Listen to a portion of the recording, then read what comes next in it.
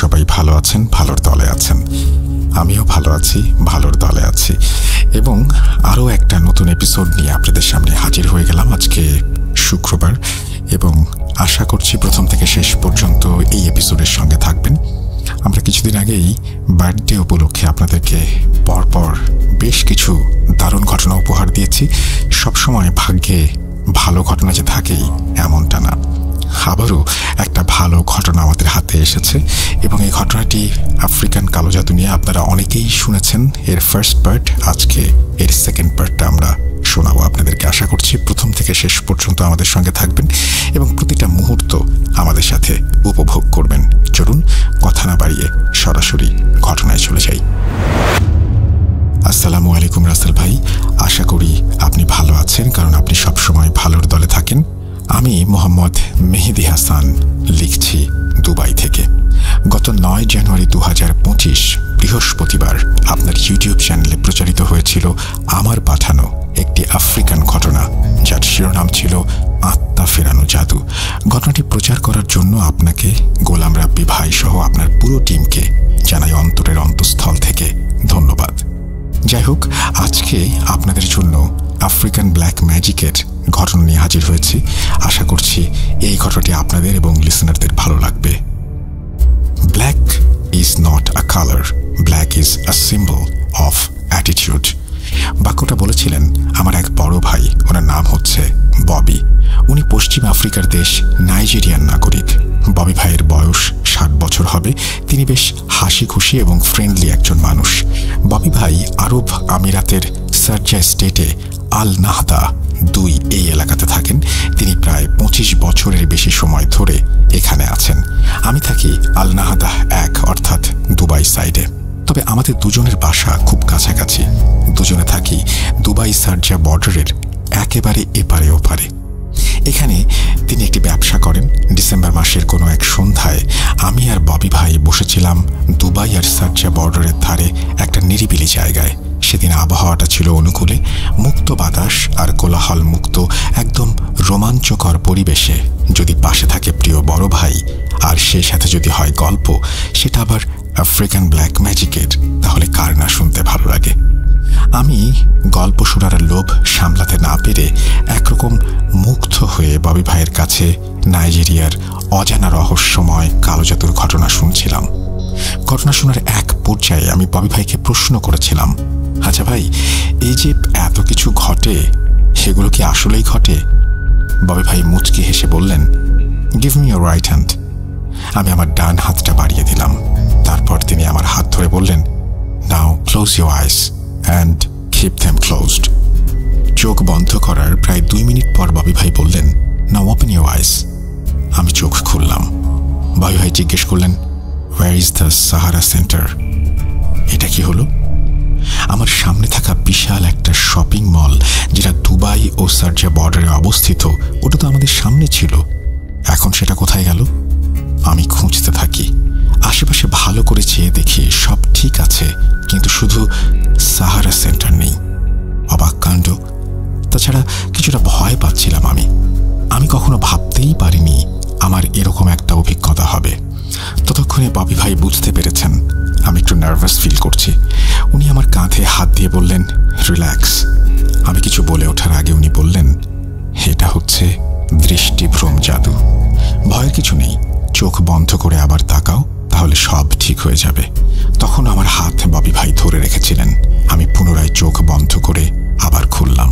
আমি দেখলাম এবার সব ঠিক আছে। এই তো আমার সামনে সাহারা সেন্টার। আমি বেশ অবাক হয়ে যাই। এটা ছিল আমার জীবনের ভিন্ন একটা অভিজ্ঞতা। আমি ববি ভাইকে জিজ্ঞেস করলাম, তাহলে আপনি কি কোনো কবিরাজ? তিনি বললেন, হ্যাঁ, তুমি আমাকে ছোটখাটো একজন কবিরাজ ভাবতে পারো। আমি বললাম, ছোটখাটো বলতে আপনি যেটা আমাকে দেখালেন, মানে দৃষ্টিভ্রম জাদু, এটা কি কোনো ছোটখাটো বিষয়? তখন ববি ভাই বললেন, এটা অতি সাধারণ বিষয়। আমি যে জাদুবিদ্যা জানি তার তুলনায় এটি একটা একদম প্রাথমিক জাদু। তুমি হয়তো জানো না, আমাদের আফ্রিকাতে 4 শ্রেণীর কবিরাজ বা তান্ত্রিক আছে। নাইজেরিয়া সহ আফ্রিকার দেশগুলোতে মোট 4 শ্রেণীর কবিরাজ পাওয়া যায়, যেটাকে আফ্রিকান ভাষাতে তিনেল, উমনে, পুনা এবং নোয়া বলে। তিনেল হচ্ছে চতুর্থ শ্রেণীর কবিরাজ, যারা সাধারণত গ্রামগঞ্জে জাদুর খেলা দেখায়, তাছাড়া টুকটাক জাদু জানে আর ছোটখাটো সমস্যার সমাধান তারা করতে পারে। উমনে হচ্ছে তৃতীয় শ্রেণীর কবিরাজ, যারা সাধারণত সামাজিক ও ধর্মীয় অনুষ্ঠানগুলো পরিচালনা করে। সেখানে অনেক ধরনের অনুষ্ঠান হয়ে থাকে যেগুলো কালো জাদুর মাধ্যমে হয়ে থাকে, যেমন ভুডো, গুনগুন ইত্যাদি। এই ভুডো ও গুনগুন সম্পর্কে একটু পরে বলছি। এরা ভুডো বিদ্যার চর্চা ছাড়াও প্রথম কালো জাদু বিদ্যাতে মোটামুটি পারদর্শী হয়ে থাকে। তাছাড়া অনেক সমস্যার সমাধানও করতে পারে। পুনা হচ্ছে দ্বিতীয় শ্রেণীর কবিরাজ, যারা অনেক অভিজ্ঞ হয়। এরা ভয়ঙ্কর ভয়ঙ্কর কালো জাদু করে থাকে, যেমন বান মেরে মানুষ মেরে ফেলা, তারপর ভয়ঙ্কর ভয়ঙ্কর পিশাচ বন্দি করে তাদেরকে দিয়ে কাজ করানো ইত্যাদি ইত্যাদি। তাছাড়া অন্যান্য বিষয় আরও পরে আছে। নোয়া হচ্ছে প্রথম শ্রেণীর কবিরাজ। এরা মূলত গুরু শ্রেণীর কবিরাজ হয়, আর যার যার গোত্রের কবিরাজের সর্দার হয় তারা। এরা সর্বোচ্চ স্তরের কালো জাদু চর্চা করে থাকে, যেমন আত্মাবন্দি জাদু, আয়নাবন্দি জাদু, আত্মা বা কারিন ফেরানো জাদু, জিনের ওপরে কালো জাদু করা, রেড ম্যাজিক করা ইত্যাদি। এরা অনেক জটিল কালো জাদুর সমাধান করতে পারে। এই নোয়াদের ভেতরে আবার দুই শ্রেণীর নোয়া আছে, যেটাকে বাংলায় বলে সাধারণ নোয়া আর অভিজ্ঞ নোয়া। মোটা দাগে আদিবাসীরা অভিজ্ঞ নোয়া হয়ে থাকে সেখানে। যাই হোক, ববি ভাই বলছিলেন আমি চতুর্থ শ্রেণীর একজন কবিরাজ ছিলাম, তবে আমার ইচ্ছে ছিল অনেক বড় কবিরাজ হবার। কিন্তু আমার সাথে এমন একটা ঘটনা ঘটে গেল, তারপর থেকে আমি এই জাদুর চর্চা একদম ছেড়ে দিয়ে এই দেশে চলে আসি। আমি বললাম, আপনি যদি আপনার সেই ঘটনাটা আমাকে বলতেন, তাহলে আমি সেটা লিখে আমাদের বাংলাদেশের একটা জনপ্রিয় ভৌতিক প্ল্যাটফর্ম ভূত.com-এ পাঠাতাম। ববি ভাই তারপর তার ঘটনা ভূত.com-এ শেয়ার করতে রাজি হন। একটা কথা বলে রাখি ভাইয়া, ডিসেম্বর থেকে ফেব্রুয়ারি পর্যন্ত ববি ভাইয়ের কাছ থেকে অনেক কিছু জেনেছি আফ্রিকান ব্ল্যাক ম্যাজিক সম্পর্কে। আমি সেগুলোর মূল বিষয় সংক্ষেপে নোট করে রেখেছি যাতে আমি ভুলে না যাই। আমি বুঝতে পারছি না ঘটনা কোথা থেকে শুরু করব, তো আমার ক্ষুদ্র মস্তিষ্কে যেটুকু জ্ঞান আছে সেটুকু দিয়ে চেষ্টা করছি ঘটনাগুলো যতটুকু সম্ভব সাজিয়ে লেখার। তো চলুন শুরু করা যাক সেই বহুল আলোচিত আফ্রিকান কালো জাদুর ঘটনা। এই ঘটনাগুলো ঘটেছিল পশ্চিম আফ্রিকার দেশ নাইজেরিয়াতে। মূল ঘটনা শুরু করার আগে নাইজেরিয়া জাতিগোষ্ঠী নিয়ে কিছু তথ্য দেয়া যাক, তাহলে ঘটনা বুঝতে সুবিধা হবে। তবে এসব তথ্য দেওয়ার আগে আমি ববি ভাইয়ের কাছ থেকে অনুমতি নিয়েছি। আমি ওনাকে বলেছি ভূত.com কখনো কোনো দেশ, জাতি, গোষ্ঠীকে ছোট করে না বা বড়ও করে না। এটা সম্পূর্ণ বিনোদনমূলক একটা প্ল্যাটফর্ম। এখানে শুধু সত্য ভয়ের ঘটনা উপস্থাপন করা হয়। ববি ভাই বলেছেন কোনো সমস্যা নেই, আসলে এই পৃথিবীটা একসময় কুসংস্কারে ভরা ছিল। দিনে দিনে এসবের পরিবর্তন হয়েছে, তবে এখনো অনেক জায়গায় অনেক কিছু চলমান। আপনি আপনার দেশের মানুষের সামনে আমাদের দেশ সম্পর্কে যেটা তুলে ধরবেন সেটা হচ্ছে ইতিহাস। আপনি চাইলেও ইতিহাস পরিবর্তন করতে পারবেন না, আর সেটা সম্ভব না। তো ববি ভাই আমাকে তাদের দেশ ও জাতি সম্পর্কে অনেক তথ্য দিয়েছেন, সেগুলো আমি বর্ণনা করছি। এখানে যদি আপত্তিকর বা বিরক্তিকর কোনো বিষয় থাকে তাহলে আমি ভূত.com ও লিসেনারদের কাছে ক্ষমা চেয়ে নিচ্ছি। নাইজেরিয়াতে মোট 300টির বেশি ছোট বড় জাতিগোষ্ঠী রয়েছে, যার ভেতরে প্রধান 3টা জাতিগোষ্ঠী হচ্ছে হাউসা, ইউরুবা ও ইবো। ববি ভাই হচ্ছে একজন ইবো সম্প্রদায়ের লোক, আর উনি খ্রিস্টান ধর্মের। তো এই প্রধান 3 জাতিগোষ্ঠীর ভেতরে হাউসা হচ্ছে সবচেয়ে বড়। নাইজেরিয়ার মোট জনসংখ্যার প্রায় 31% হচ্ছে হাউসা। তারপর ইউরোবা, মোট জনসংখ্যার প্রায় 16% হচ্ছে ইউরোবা। তারপর ইবো, মোট জনসংখ্যার প্রায় 15% ইবো। ইউরোবা ও ইবো সংখ্যায় প্রায় সমান। নাইজেরিয়ার এক এক অঞ্চলে এক এক জাতির প্রভাব রয়েছে। নাইজেরিয়ার উত্তর অঞ্চলে হাউসারা সংখ্যাগরিষ্ঠ আর অন্যান্যরা সংখ্যালঘু। পশ্চিম অঞ্চলে ইউরোবা সংখ্যাগরিষ্ঠ আর পূর্ব অঞ্চলে ইবোরা। ববি ভাইয়ের বাড়ি হচ্ছে নাইজেরিয়ার পশ্চিম অঞ্চলে, সেখানে ইউরোবা সংখ্যাগুরু আর ইবোরা সংখ্যালঘু। সঙ্গত কারণে আমি জায়গার নাম বলছি না। এই যে বিভিন্ন জাতি, এদের ভেতরে আবার বিভিন্ন ধর্মের মানুষ রয়েছে। এদের পরস্পরের ভেতরে যেমন দ্বন্দ্ব রয়েছে, নিজেদের ভেতরেও অনেক দ্বন্দ্ব রয়েছে। যেমন ইউরোবাদের ভেতরে মুসলিম, খ্রিস্টান ও অন্যান্য ধর্মের মানুষ আছে। আবার এদের ভেতরে উপজাতি আছে, উপজাতিদের আবার নির্দিষ্ট ধর্ম আছে, তারা আবার আলাদা আলাদা কালচার মেনে চলে। আর এই ইউরোবাদের সাথে উপজাতি ইউরোবাদের দ্বন্দ্ব আছে, তাদের ধর্ম, কর্ম, মতের অনেক বিভেদ রয়েছে। যদি কালো জাদুর কথা বলেন, তবে উপজাতিরা এসব বিষয়ে সবসময় অভিজ্ঞ এবং শ্রেষ্ঠত্ব লাভ করেছে। হাউসা ও ইবোদের ভেতরে ঠিক একই বিষয় লক্ষ্য করা যায়। আপনি হয়তো জানেন, নাইজেরিয়াতে 1967 সালে গৃহযুদ্ধ হয়েছিল। এই গৃহযুদ্ধের প্রধান একটা কারণ হচ্ছে জাতিগত দ্বন্দ্ব। তো নাইজেরিয়াতে যে সমস্ত বিষয়গুলো দেখা যায়, যে অঞ্চলটিতে যে জাতি সংখ্যাগুরু, তারা বাকি সংখ্যালঘু জাতিদের ওপরে প্রভুত্ব করে। প্রায় অঞ্চলে সংখ্যাগুরুত্ব দ্বারা সংখ্যালঘুরা চরম বৈষম্যের শিকার। বর্তমানে সব দ্বন্দ্বের হার তুলনামূলকভাবে অনেক কমে গেলেও এখনও সেখানে অনেক জায়গায় এই জাতিগত দ্বন্দ্বের দেখা মেলে। এই দেশটিতে প্রচুর কালো জাদুর চর্চা হয়। তাছাড়া নাইজেরিয়ার বিশাল একটা জনগোষ্ঠী ভুডো বা কালো জাদু ধর্মে বিশ্বাসী। ভুডো হচ্ছে তাদের ভাষায় প্রজ্ঞা ও কল্যাণের প্রতীক। তবে এই ধর্মটি কিন্তু অন্যান্য ধর্ম থেকে একদমই আলাদা, কেননা ধর্মের চেয়েও এর সাথে তাদের একান্ত নিজস্ব একটি দর্শন ও আদর্শ জড়িয়ে আছে। এই ধর্মের সবচেয়ে গুরুত্বপূর্ণ দিক হলো এটি একই সাথে সর্বেশ্বর এবং একেশ্বরবাদী। ববি ভাই বলছিলেন, প্রতি বছর একটা বিশেষ দিনে এই ভুডুয়ানরা একটা গুনগুন অনুষ্ঠানের আয়োজন করে থাকে। সেদিন একজনকে বিশেষ সাজে সাজানো হয়। এই গুনগুন অনুষ্ঠানে যিনি গুনগুন সেজে থাকেন, তিনি বিভিন্ন রঙের লম্বা লম্বা জামা পরে বাড়ি বাড়ি ঘুরে বেড়ান। তাদের বিশ্বাস, এই দিনে তাদের পূর্বপুরুষদের আত্মা ফিরে আসে। তবে একটা ভয়ঙ্কর বিষয় আছে এখানে। এই গুনগুন যখন বাড়ি বাড়ি ঘুরে বেড়াবে, তখন তার থেকে বেশ দূরত্ব বজায় রাখতে হয়। যদি কেউ ভুল করে এই গুনগুন সাজে সজ্জিত ওই ব্যক্তির কাছে যান, তবে গুনগুন সাজে সজ্জিত ব্যক্তিটি সহ যে ব্যক্তি তার কাছে যাবে, সেই ব্যক্তি অর্থাৎ দুজনের একসাথে মৃত্যু হবে। একবার ববি ভাইয়ের এলাকায় গুনগুন অনুষ্ঠানে দুজন ব্যক্তি একসাথে মারা গেল।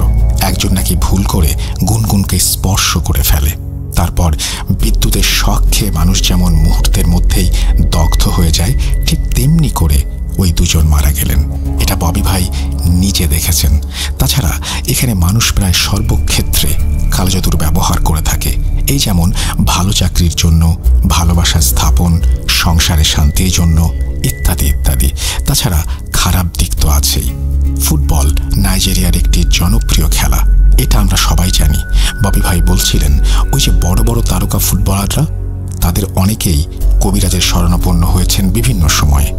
রোমান, ক্যাথলিক, খ্রিস্টান ও প্র্যাকটিসিং মুসলিম ব্যতীত মোটামুটি সবাই প্রত্যক্ষ পরোক্ষভাবে কালো জাদুর চর্চা করে থাকেন অথবা শরণাপন্ন হয়ে থাকেন। এখানে সবচেয়ে ভয়ঙ্কর যে বিষয়টি লক্ষ্য করা যায়, সেটি হচ্ছে এখানে এক জাতি অন্য জাতির ওপরে কালো জাদু করে থাকে। এবার হয়তো বুঝতে পারছেন আমি কেন এত কথা বললাম। আজকের গল্পের মূল বিষয় হচ্ছে দুই জাতি অর্থাৎ ইউরোবা এবং ইবোদের ভেতরে কালো জাদুর লড়াইকে কেন্দ্র করে। এবার মূল ঘটনায় আসা যাক।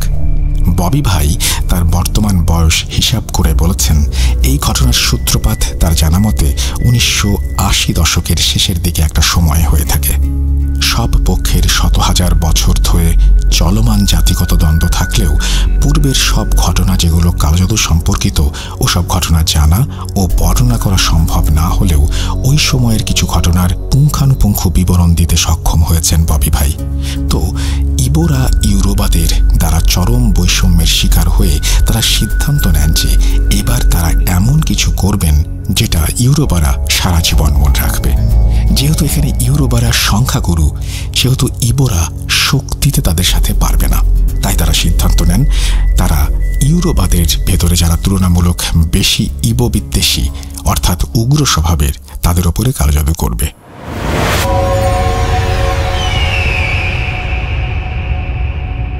ঘটনা বোঝার সুবিধার্থে আমি এখানে ছদ্মনাম ব্যবহার করছি। ধরুন কেভিন, সে হচ্ছে ববি ভাইয়ের ইবো গোত্রের একজন প্রধান কবিরাজ বা কবিরাজ সর্দার। এই কেভিন হচ্ছে একজন নুয়া বা অভিজ্ঞ কবিরাজ।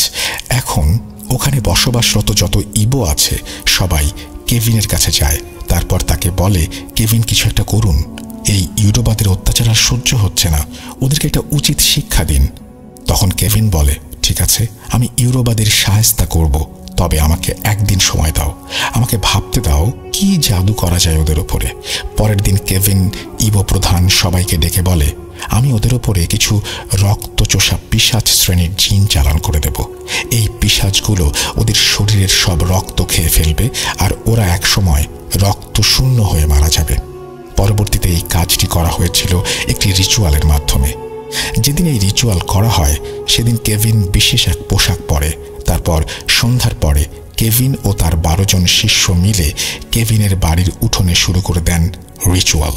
ঠিক উঠোনের মাঝখানে কেভিন একটা ছাগল এনে সেই ছাগলের গায়ে মন্ত্র পড়ে ফুঁ দিতে থাকেন।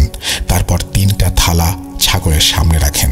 3টা থালার একটা থালার ওপরে কিছু লাল রঙের গুঁড়া অর্থাৎ রং রাখেন, আর একটা থালার উপরে একটা কাঁচের বোতল ভর্তি পানি রাখেন। সেখানে কিসের পানি ছিল তা আসলে জানা যায়নি। ওইদিকে কেভিনের শিষ্যরা ওই ছাগলকে ঘিরে গোল হয়ে অদ্ভুত এক নৃত্য করতে থাকে, মানে শুধু 2 পা নাচিয়ে ওই ছাগলের চারপাশে ঘুরতে থাকে। ওদিকে কেভিন রঙের থালা থেকে রং নিয়ে মন্ত্র পড়ে ছাগলের গায়ে মাখাতে থাকে, আর একটু পরপর ওই কাঁচের বোতল থেকে কিছু পানি মুখে নিয়ে ফুস করে ছাগলের দিকে পানি নিক্ষেপ করে। এতে অনেকটা ছড়িয়ে ছিটিয়ে পানিগুলো ছাগলের গায়ে লাগে। এভাবে চলে প্রায় 10 মিনিট। এরপর কেভিন একটা লম্বা ধারালো রামদা নিয়ে আসে, আর কেভিনের শিষ্যরা এক ধরনের কাঠের বাদ্য বাজাতে থাকে, যেটা আকারে একটা গোল বাটির মতো হলেও অনেকটা ঢোলের মতো বাজতে থাকে। তারা তখন বাদ্য বাজিয়ে ছাগলটির চারপাশে গোল করে নৃত্য করছে আর সুর করে একটা শব্দ বারবার বলছে। এর অর্থ হচ্ছে হেসো হেসো। এদিকে কেভিন রামদা হাতে নিয়ে ছাগলের সামনে বিভিন্ন অঙ্গভঙ্গি করতে থাকে। কি ভাবছেন? কেভিন এক্ষুনি এই ছাগলটাকে বলি দেবে আর এই বলির মাধ্যমে কোনো একটা জিন চালান করে দেবে তাদের প্রতিপক্ষের ওপর? আমিও এটাই ভেবেছিলাম, কিন্তু আসলে সেটা হয়নি। বাবু ভাই বলছিলেন এই যে রিচুয়াল, এর মাধ্যমে একজন শক্তিশালী পিশাচকে বন্দি করা হবে। ওই পিশাচটা এই ছাগলের শরীরে প্রবেশ করতে বাধ্য হবে, তারপর বলি দেয়া হবে ওই ছাগলের ভেতরে থাকা পিশাচকে। যাই হোক, তারা ওভাবে বাদ্য বাজিয়ে নেচে নেচে বলছে সেই একই কথা, এসো এসো এসো, অর্থাৎ ওই পিশাচটাকে ডাকছে। এভাবে চলতে থাকে বেশ কিছুক্ষণ। একটা সময় ছাগলটা ওখানে দাঁড়িয়ে হুঙ্কার দিতে থাকে। একটা ছাগল কি ধরনের শব্দ ব্যবহার করতে পারে, কিভাবে ডাকতে পারে, সেটা সকলের জানা আছে, কিন্তু ওই ছাগলটা তখন যে ধরনের শব্দ ব্যবহার করছে তাতে মনে হচ্ছে এটা কোনো ভয়ঙ্কর জন্তু হবে। তার অমন হুঙ্কার শুনে উপস্থিত সবাই বুঝতে পারে এখন এই ছাগলের ভেতরের পিশাচ বন্দী হয়েছে। তখন তারা আনন্দে উল্লাস করতে থাকে। একটু খেয়াল করুন, পিশাচ বন্দী হয়েছে দেখে তারা উল্লাস করছে। আর এই ঘটনা যদি আমাদের দেশে কোথাও হতো আর আমরা যদি সেটা বুঝতে পারতাম আমাদের সামনে থাকা ছাগলের ভেতরে একটা ভয়ঙ্কর পিশাচ আছে, তখন আমাদের কি অবস্থা হতো? তাহলে বোঝা যায় এই সব বিষয় তাদের কাছে ডাল ভাতের মতো। আসলেই ভয়ঙ্কর ব্যাপার। যাই হোক, ছাগলের ভেতরে থাকা পিশাচটা হুঙ্কার দিতে থাকে, কিন্তু মজার বিষয় হচ্ছে ছাগলটা রাগে গর্জন করলেও ওই জায়গা থেকে নড়াচড়া করছে না। এটা দেখে মনে হচ্ছে অদৃশ্য কিছু তাকে শক্ত করে ধরে রেখেছে, যার ফলে সে কোনো রকম নড়াচড়া করতে পারছে না, শুধু এদিক ওদিক চেয়ে দেখছে। আমি ববি ভাইকে জিজ্ঞেস করলাম, এই যে ছাগলের চারপাশ দিয়ে একসাথে এত মানুষ নাচানাচি করছে, বাদ্য বাজাচ্ছে, তার আগে তারা শরীরে রং মাখালো, বোতল থেকে পানি মুখে নিয়ে তার দিকে নিক্ষেপ করলো, এত কিছু হলো সেখানে, আর ছাগলটা ওখানে দাঁড়িয়ে থাকলো। সে পালাতে পারুক আর না পারুক, অন্তত ছোটাছুটি তো করবে। তখন বাবি ভাই হেসে আমাকে বললেন, ছোট ভাই, এটাই তো কালো জাদু। ওই ছাগলকে সম্পূর্ণ বশ করে রাখা হয়েছিল। যাই হোক, একসময় কেভিন এক কোপে ছাগলের ঘাড় থেকে মাথা আলাদা করে ফেলে। যখনই কোপ মেরেছে তখন ওই ছাগলটা এত জোরে আর্তনাদ করে উঠেছে, সেই আর্তনাদে পুরো বাড়িটা কেঁপে ওঠে। ওই আর্তনাদ মূলত ছাগলের ভেতরে থাকা পিশাচটার। কেভিন ছাগলের কাটা মাথাটা ওই খালি পড়ে থাকা তৃতীয় থালার ওপর রেখে দেয়। ওদিকে ছাগলটা বলি দেওয়ার সাথে সাথে কেভিনের একজন শিষ্য একটা মাটির পাত্র এনে ছাগলের রক্তগুলো ওই মাটির পাত্রে সংগ্রহ করে। তারপর কাঁটা মাথা ও পাত্র ভর্তি রক্ত নিয়ে কেভিন চলে যায় তার ছোট ঘরে। বলে রাখা ভালো, আফ্রিকান কবিরাজদের আলাদা ঘর থাকে, সেখানে তারা তাদের কবিরাজি কর্মকাণ্ড করে থাকে। যাই হোক, পরবর্তীতে জানা যায় ইবোরা যখন কেভিনের কাছে বলে ইউরোবাদের ওপরে কালো জাদু করতে হবে, কার কার ওপরে কালো জাদু করতে হবে সবার নাম নিয়ে কেভিন গত রাতে একজন শক্তিশালী পিশাচ জিনের সাথে কথা বলে। এটা ছিল চুক্তি জাদু। চুক্তি জাদু হচ্ছে জিনের সাথে চুক্তি করে কাজ করানো। প্রথমে কবিরাজ সিদ্ধান্ত নেন কি জাদু করতে চান, তারপর কবিরাজ কাজের ধরন অনুযায়ী সেই জিনকে আহ্বান জানান। যেমন ধরেন, কোনো জিন মানুষের রক্ত খেয়ে ফেলতে পারে, কোনো জিন মানুষকে পাগল বানিয়ে রাখতে পারে, ইত্যাদি ইত্যাদি। কেভিন সিদ্ধান্ত নেন সে উগ্র ইউরোবাদের রক্ত শূন্য করে মারবে, যাতে বিষয়টা সহজে কেউ বুঝতে না পারে। তার ভাবনা অনুযায়ী সে গতরাতে একজন পিশাচকে আহ্বান করে যে কিনা মানুষের শরীর থেকে রক্ত চুষে খেয়ে ফেলতে পারে। কেভিনের আহ্বানে ওইরকম একটা পিশাচ কেভিনের ডাকে সাড়া দিয়ে তার কাছে আসে। তখন কেভিন ওই জিনকে বলে, আমার একটা কাজ করে দিতে হবে। জিন জিজ্ঞাসা করে, কি কাজ? তখন কেভিন বলে, তোমাকে যাদের নাম বলবো তুমি তাদের রক্ত খেয়ে ফেলবে। এই কাজের জন্য তুমি আমার কাছে কি চাও? তখন জিন বলে, আমি মানুষের রক্ত খেতে পছন্দ করি, এটা ঠিক, তবে এই কাজ করতে হলে তোমাকে দুটো কাজ করতে হবে। কেভিন জিজ্ঞেস করে, কি কি কাজ করতে হবে? তখন ওই জিন বলে, তুমি যেমন তোমাদের শত্রুদের মেরে ফেলতে চাইছো, ঠিক আমিও আমার একজন শত্রুকে হত্যা করতে চাই তোমার মাধ্যমে। একটা কথা, মানুষের ভেতরে যেমন শত্রুতা থাকে, জিনদের ভেতরেও তেমন শত্রুতা আছে। যাই হোক, কেভিন বলে, তোমার প্রথম কাজ আমি করে দেব, মেরে দেব তোমার শত্রুকে, তুমি যাকে মারতে চাও। দ্বিতীয় কাজ কি সেটা বলো। তখন জিন বলে, আমি আমার শত্রুর তাজা রক্ত পান করতে চাই আর তার মাথাটা চিবিয়ে খেতে চাই। কেভিন বলে, ঠিক আছে, তাই হবে।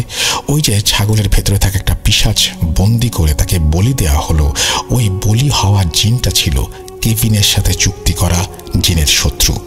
তো এভাবেই ইবোদের কবিরাজ সর্দার একটা জিনের সাথে চুক্তি করে ইউরোবাদের ওপরে কালো জাদু করল। পরবর্তীতে নাকি এই জাদুর প্রভাবে ইউরোবাদের অনেকে রক্ত শূন্যতায় ভুগে মারা যায়। কি ভাবছেন, ইউরোবারা কিছু বুঝতে পারেনি? ইবোরা তাদের ওপরে কালো জাদু করেছে এটা ইউরোবারা জেনে যায়, তারপর তারা ইবোদের ওপরে কালো জাদু করে। একটা কথা বলে রাখা ভালো, জাদুবিদ্যায় কেউ কারো থেকে কম না। হাউসা, ইবো, ইউরোবা এই তিন জাতিদের কাছে রয়েছে কালো জাদুর বই। যাই হোক, প্রতিশোধ হিসেবে ইউরোবা ইবোদের ওপরে ভয়ঙ্কর এক কালো জাদু করে।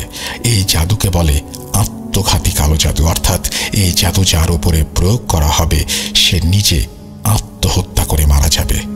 সেবার ইউরোবাদের এই জাদুর ফলে নাকি 10 জনের বেশি ইবোরা আত্মহত্যা করেছিল।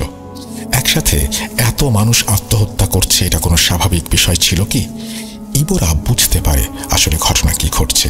আমি দুঃখিত, এই জাদু করার নিয়মটা আমি জানতে পারিনি, যেটা আমাকে ববি ভাই বলতে পারেননি। তবে এই জাদু কাটানোর যে প্রক্রিয়া ছিল সেটা ববি ভাই আমাকে বলেছেন।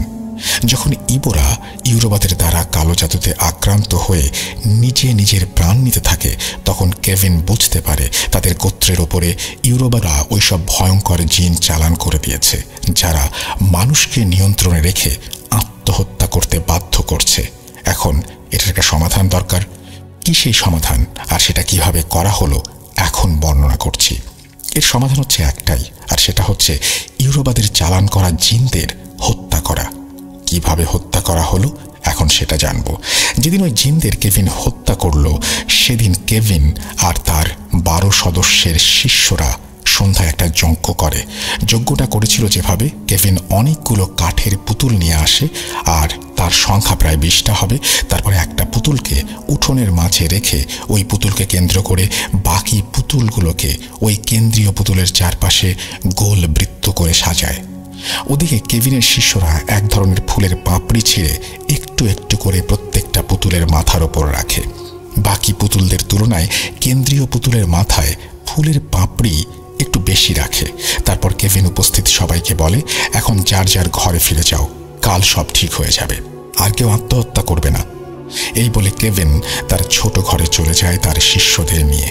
যাই হোক, কেভিন শিষ্যদের নিয়ে চলে যায় সেই রিচুয়ালের ঘরে, বাকি অংশ শুরু করে এবং পুতুলগুলো ওভাবে উঠোনে পড়ে থাকে। আমি ববি ভাইকে জিজ্ঞাসা করলাম, কেভিন ওই ঘরে গিয়ে কি করলো? ববি ভাই বললেন, ওখানে বসে বসে সে তার তন্ত্রমন্ত্র পড়ে কিছু ভয়ঙ্কর জিনকে আহ্বান করল। সেদিন গভীর রাতে নাকি অনেকগুলো আলো এসে এক এক করে ওই উঠোনে থাকা ওই পুতুলদের ভেতরে প্রবেশ করে। তারপর সেগুলো মানুষের মতো করে চলতে শুরু করে এবং একসময় হাওয়ায় মিলিয়ে যায়। এই দৃশ্য নাকি ববি ভাইয়ের একজন প্রতিবেশী দেখেছিলেন, যেটা তিনি পরবর্তীতে সবাইকে জানিয়েছেন। ওই জিনগুলো কি জিন ছিল আর তারা কিভাবে ইউরোবাদের চালান করা আত্মহত্যা প্রতিরোধ করল বা বাধা দিল, জিনদের হত্যা করল, এই বিষয়ে বেশি কিছু জানাতে পারেননি ববি ভাই। তবে এই রিচুয়ালের মাধ্যমে ইউরোবাদের কালো জাদু নষ্ট করতে সক্ষম হয় ইবো কবিরাজদের সর্দার কেভিন। এরপরেও অনেকবার দুই জাতির ভেতরে কালো জাদুর লড়াই চলেছে। দুই পক্ষ দুই পক্ষের ওপরে ভয়ঙ্কর জাদু করেছে, যার অনেক কিছু ববি ভাই আমাকে বললেও সঙ্গত কারণে আমি সেগুলো এড়িয়ে যাচ্ছি। তবে দুই জাতির ভেতরে চলমান কালো জাদুর লড়াইয়ে সবচেয়ে ভয়ঙ্কর জাদু কি ছিল, সেটা কিভাবে করা হলো এবং তার সমাধান কিভাবে এলো, সেটা আমি বর্ণনা করব। বর্ণনা করার আগে কিছু কথা বলে নিতে চাই। সেখানে প্রত্যেকটা জাতির ভেতরে অনেক ধরনের কুসংস্কার রয়েছে। যেমন ইউরোবাদের ভেতরে একটা প্রথা আছে, সেটা হচ্ছে নিজের ইচ্ছাতে বলিদান, অর্থাৎ যিনি বলি হবেন তিনি সম্পূর্ণ নিজের ইচ্ছাতে বলি হবেন। ধরেন, যুদ্ধ চলাকালীন সময়ে অনেক দেশের স্বার্থে, দেশের মানুষের স্বার্থে আত্মঘাতী কাজ করেন কেউ। বিষয়টা অনেকটা সেরকম। ইউরোবা নিজেদের জাতি ও গোত্রের স্বার্থে স্বেচ্ছায় নিজের জীবন উৎসর্গ করে থাকেন। তারপর ইবোদের ভেতরে একটা প্রথা রয়েছে, যেমন যমজ বাচ্চা বলি। ধরুন কারো যমজ বাচ্চা রয়েছে, ওই বাবা মা স্বেচ্ছায় তাদের সন্তানকে বলি দিতেন। ওই সন্তানের পিতা মাতার বিশ্বাস তারা অনেক ভাগ্যবান ও ভাগ্যবতী বলে সৃষ্টিকর্তা তাদেরকে জোড়া বাচ্চা উপহার দিয়েছেন। এখন তাদের উচিত এই জোড়া বাচ্চা সৃষ্টিকর্তার নামে উৎসর্গ করা। তারপর হাউসাদের ভেতরে একটা প্রথা রয়েছে, বিশেষ একটা সময়ে একজন নববধূকে বলি দেয়া। প্রথমে কোনো একটা মেয়েকে বলির জন্য নির্বাচন করা হয়, তারপর তাদের ভেতরে একজনের সাথে তাকে বিয়ে দিয়ে সেই বধূকে বলি দেয়া হয়। এগুলো সব কিছু ছিল কালো জাদুর অন্তর্ভুক্ত। এক সময় সেখানে ব্রিটিশদের পদার্পণ হয়। তখন ব্রিটিশ শাসন আমলে এসব প্রথার ঘোর বিরোধিতা শুরু করে ব্রিটিশরা। তারপর সেটা মোটা দাগে বন্ধ করতে সক্ষম হলেও এখনো অনেক জায়গায় অতি গোপনে এই সব কর্মকাণ্ড চলে বলে জানিয়েছেন ববি ভাই। যাই হোক, ববি ভাই বলছেন, ইবো এবং ইউরোবাদের ভেতরে অনেকবার কালো জাদুর লড়াই চলেছে, যেটা এখনো, অর্থাৎ এই 2025 সালে এসেও চলমান। আর ভেতরে ইউরোবারা আমাদের ইবোদের ওপরে এমন এক ভয়ঙ্কর কালো জাদু করে বসল, যেটার ফলে অনেক ইবো মারা গেল, আর ওই জাদু কাটাতে অনেক বেগ পেতে হয়েছিল। একদিন সকালবেলা হঠাৎ করে কেভিনের রক্ত বমি শুরু হয়। খবর পেয়ে সবাই কেভিনের কাছে ছুটে গেলাম আমরা। যে দেখি ঘর থেকে শুরু করে পুরো উঠোন জুড়ে শুধু রক্ত আর রক্ত। অবাক করা বিষয় হচ্ছে, কেভিন এভাবে বমি করছে আর তার বমির সাথে শুধু তাজা রক্ত বের হচ্ছে, কিন্তু কেউ তাকে ধরছে না। তাকে ধরে হাসপাতালে নেবে সেটা না করে সবাই দাঁড়িয়ে দাঁড়িয়ে তামাশা দেখছে। আমরা কেভিনকে ধরার জন্য এগিয়ে গেলে কেভিন আমাদেরকে বলে, আমার থেকে দূরে থাকো, আমাকে তোমরা বাঁচাতে পারবে না, আমি এক্ষুনি মারা যাব। তার এমন কথা শুনে আমরা বেশ অবাক হই, সে সাথে মর্মাহত হই। আমরা কেভিনকে জিজ্ঞেস করি, এসব কি করে হলো? তখন কেভিন বলে, ইউরোবরা করেছে, এবার আমরা কেউ বাঁচতে পারবো না। যাই হোক, কেভিন নিষেধ করা সত্ত্বেও আমরা এক প্রকার জোরপূর্বক তাকে ধরাধরি করে হাসপাতালে নেয়ার জন্য রওনা হলে হাসপাতালে নেয়ার আগে সে মারা যায়। সেদিন আমাদের পুরো ইবো গোত্রে এক শোকের ছায়া নেমে আসে, কেননা কেভিন ছিল ইবো কবিরাজ সর্দার কেভিনের লাশ তার ধর্ম অনুযায়ী দাফন করা হয়। কেভিন মারা যাওয়ার 2 দিন পরে আমাদের ইবো গোত্রের 3 জন যুবক একইভাবে রক্তবমি করতে করতে মারা যায়। মৃত্যুর আগে তারা শুধু এটা বলতে চেয়েছিল তারা নাকি গত রাতে স্বপ্নের ভেতরে কিছু খেয়েছে। অবাক করা বিষয় হলো তারা 3 জন একই স্বপ্ন দেখেছে। তাদের দেখা স্বপ্নটা ছিল এমন, তারা 3 জন একসাথে কোনো একটা ভোজনে গিয়েছে, সেখানে পেট ভরে মাংস খেয়েছে। তারপর তাদের ঘুম ভেঙে যায় পেটের যন্ত্রণায়। মূলত স্বপ্নে মাংস খাওয়ার পর থেকে শুরু হয় পেটে ব্যথা। তারপর ব্যথা ক্রমে বাড়তে থাকে। একসময় সেটা তীব্র থেকে তীব্রতর হয়, আর এক পর্যায়ে শুরু হয় রক্তবমি। তো এভাবে কেভিন সহ 4 জন মারা যাওয়ার পরে ইবোদের ভেতরে আতঙ্ক ছড়িয়ে পড়ে। তারা বুঝতে পারে এবার ইউরোবারা তাদের ওপরে ভয়ঙ্কর কালো জাদু করেছে। তখন ইবোরা মরিয়া হয়ে ওঠে এই কালো জাদু থেকে বাঁচার জন্য। তারা ছুটে যায় বড় বড় ইবো তান্ত্রিক কবিরাজের কাছে। ওই 3 জন ইবো যুবক মারা যাওয়ার পরের দিন ইবোরা পাশের এলাকা থেকে একজন নামকরা ইবো কবিরাজকে নিয়ে আসে ববি ভাইদের এলাকায়। এই কবিরাজ ছিল একজন গুরু শ্রেণীর এবং অনেক অভিজ্ঞ একজন কবিরাজ। ঘটনা বোঝার স্বার্থে আমি এই কবিরাজের একটা ছদ্মনাম ব্যবহার করছি। ধরুন ওই কবিরাজের নাম হেনরি। তো এই হেনরি কবিরাজকে নিয়ে আসার পরে তাকে সবকিছু খুলে বলা হয়। কেভিন সহ কিভাবে 4 জন ব্যক্তি মারা গেল জানানো হয়। সবকিছু শুনে হেনরি বলে, আচ্ছা, আমি আগে দেখি ইউরোবারা তোমাদের ওপরে কোন ধরনের কালো জাদু করেছে। তারপর হেনরি ওই সময়ে একটা আসন পেতে বসেন। তারপর চোখ বন্ধ করে বিড়বিড় করে কিছু একটা পড়তে থাকেন। একটা সময় মনে হলো হেনরি একদম ঘুমিয়ে গেছেন ওই বসা অবস্থায়। যাই হোক, কিছুক্ষণ পরে হেনরি তার চোখ খোলেন। তারপর তিনি আসন থেকে উঠে দাঁড়ান।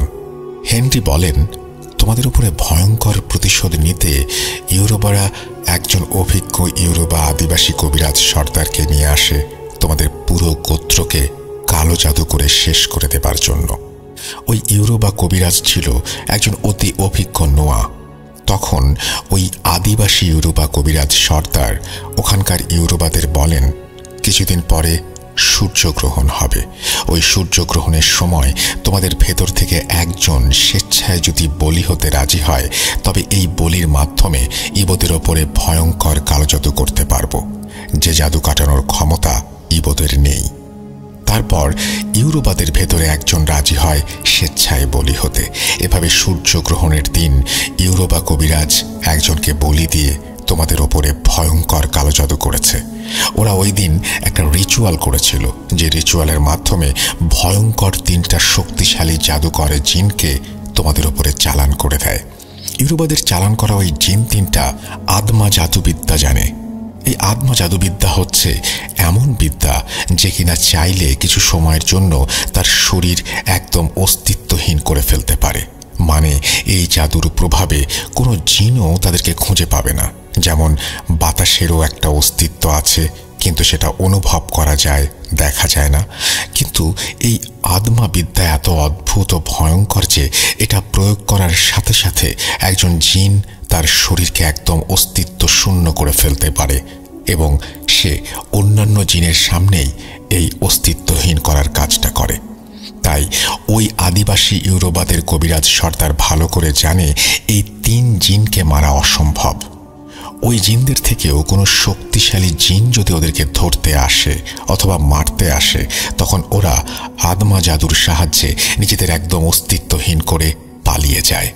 তারপর আর ওদেরকে খুঁজে পাওয়া যায় না। আর সবচেয়ে ভয়ঙ্কর বিষয় হচ্ছে ওই 3 জিন হচ্ছে যাযাবর শ্রেণীর জিন, যারা সমাজ থেকে বিচ্ছিন্ন এবং থাকে জঙ্গলে। মানে জিনদের ভেতরেও তো একটা সমাজ ব্যবস্থা আছে মানুষের মতো। তো এই জিনগুলো হচ্ছে সমাজযুক্ত। কে আদামা এবং আদামা জাদুর রহস্য আসলে কি, এখন সেটা বলছি। আনুমানিক 1700 শতাব্দীতে পশ্চিম আফ্রিকার কোনো একটা দেশে জন্ম হয়েছিল এই আদমার। তার জন্ম কোথায় হয়েছিল এটা নির্দিষ্ট করে বলতে পারেনি ববি ভাই। তাকে সবাই রাজকুমারী আদমা বলে চেনে। আফ্রিকার অনেকে বলেন আদমার জন্ম হয়েছিল কোনো এক রাজ পরিবারে। আবার অনেকে বলেন সে জন্মেছিল একটা সাধারণ গরিব পরিবারে, তবে আদমা ছিল একজন বুদ্ধিমতী এবং একজন আফ্রিকান সুন্দরী তরুণী। আদমা সবসময় সামাজিক কল্যাণমূলক কাজের সাথে যুক্ত থাকত, বিশেষ করে নারীদের অধিকার নিয়ে সে কাজ করত। এতে করে তার অনেক শত্রু হয়ে যায়। তার এই শত্রুদের হাত থেকে নিজে বাঁচার জন্য ও শত্রুদের শিক্ষা দেওয়ার জন্য আদমা এক সময় ভয়ঙ্কর ভয়ঙ্কর কালো জাদুর চর্চা শুরু করে। সে কিভাবে এই জাদুবিদ্যা আয়ত্ত করেছে এ বিষয়ে জানা যায়নি, তবে সে জাদুবিদ্যায় অনেক পারদর্শী ছিল। বিশেষ করে সমস্ত দৃশ্য এবং অদৃশ্য শক্তির সামনে নিজেকে অস্তিত্বহীন করা জাদুতে সে পারদর্শী ছিল। তার এমন জাদু ক্ষমতার জন্য অনেকে তাকে অতি অসাধারণ কিছু মনে করলেও তৎকালীন সময়ের অনেকে তাকে অপছন্দ করত। অনেকে বলে থাকেন সে শয়তানি বিদ্যা অর্থাৎ ডাকিনী বিদ্যা বা ডাইনি বিদ্যার চর্চা করত। যাই হোক, এই হচ্ছে আদমা সম্পর্কে সংক্ষিপ্ত তথ্য। আদমার কাছ থেকেই এই 3টি জিন নিজেদের লুকিয়ে ফেলার সেই জাদু শিখেছে বলে কবিরাজ হেনরি সেদিন জানিয়েছিল। আদমা এই 3 জিনকে বশ করে তার জাদুবিদ্যার যাবতীয় কাজ করাতো। এখন আদমা মারা যাবার পরে ওই জিন 3টা মুক্ত হয়ে যায় আর এখন তারা স্বাধীন। প্রশ্ন থাকতে পারে, তারা যদি স্বাধীন হয়ে থাকে তবে ইউরোবা আদিবাসী কবিরাজ সর্দারের কথা অনুযায়ী তারা কেন কাজ করছে? উত্তর হচ্ছে, এটা একটা চুক্তি। যাই হোক, বলি দেওয়ার পরে শর্ত অনুযায়ী এখন ওই 3 জিন ইউরোবা আদিবাসী কবিরাজ সর্দারের কাছে প্রতিশ্রুতি দিয়েছে ওরা তোমাদের সবাইকে মেরে ফেলবে। ইউরোবাদের সবচেয়ে বেশি ক্ষোভ ছিল কেভিনের ওপরে।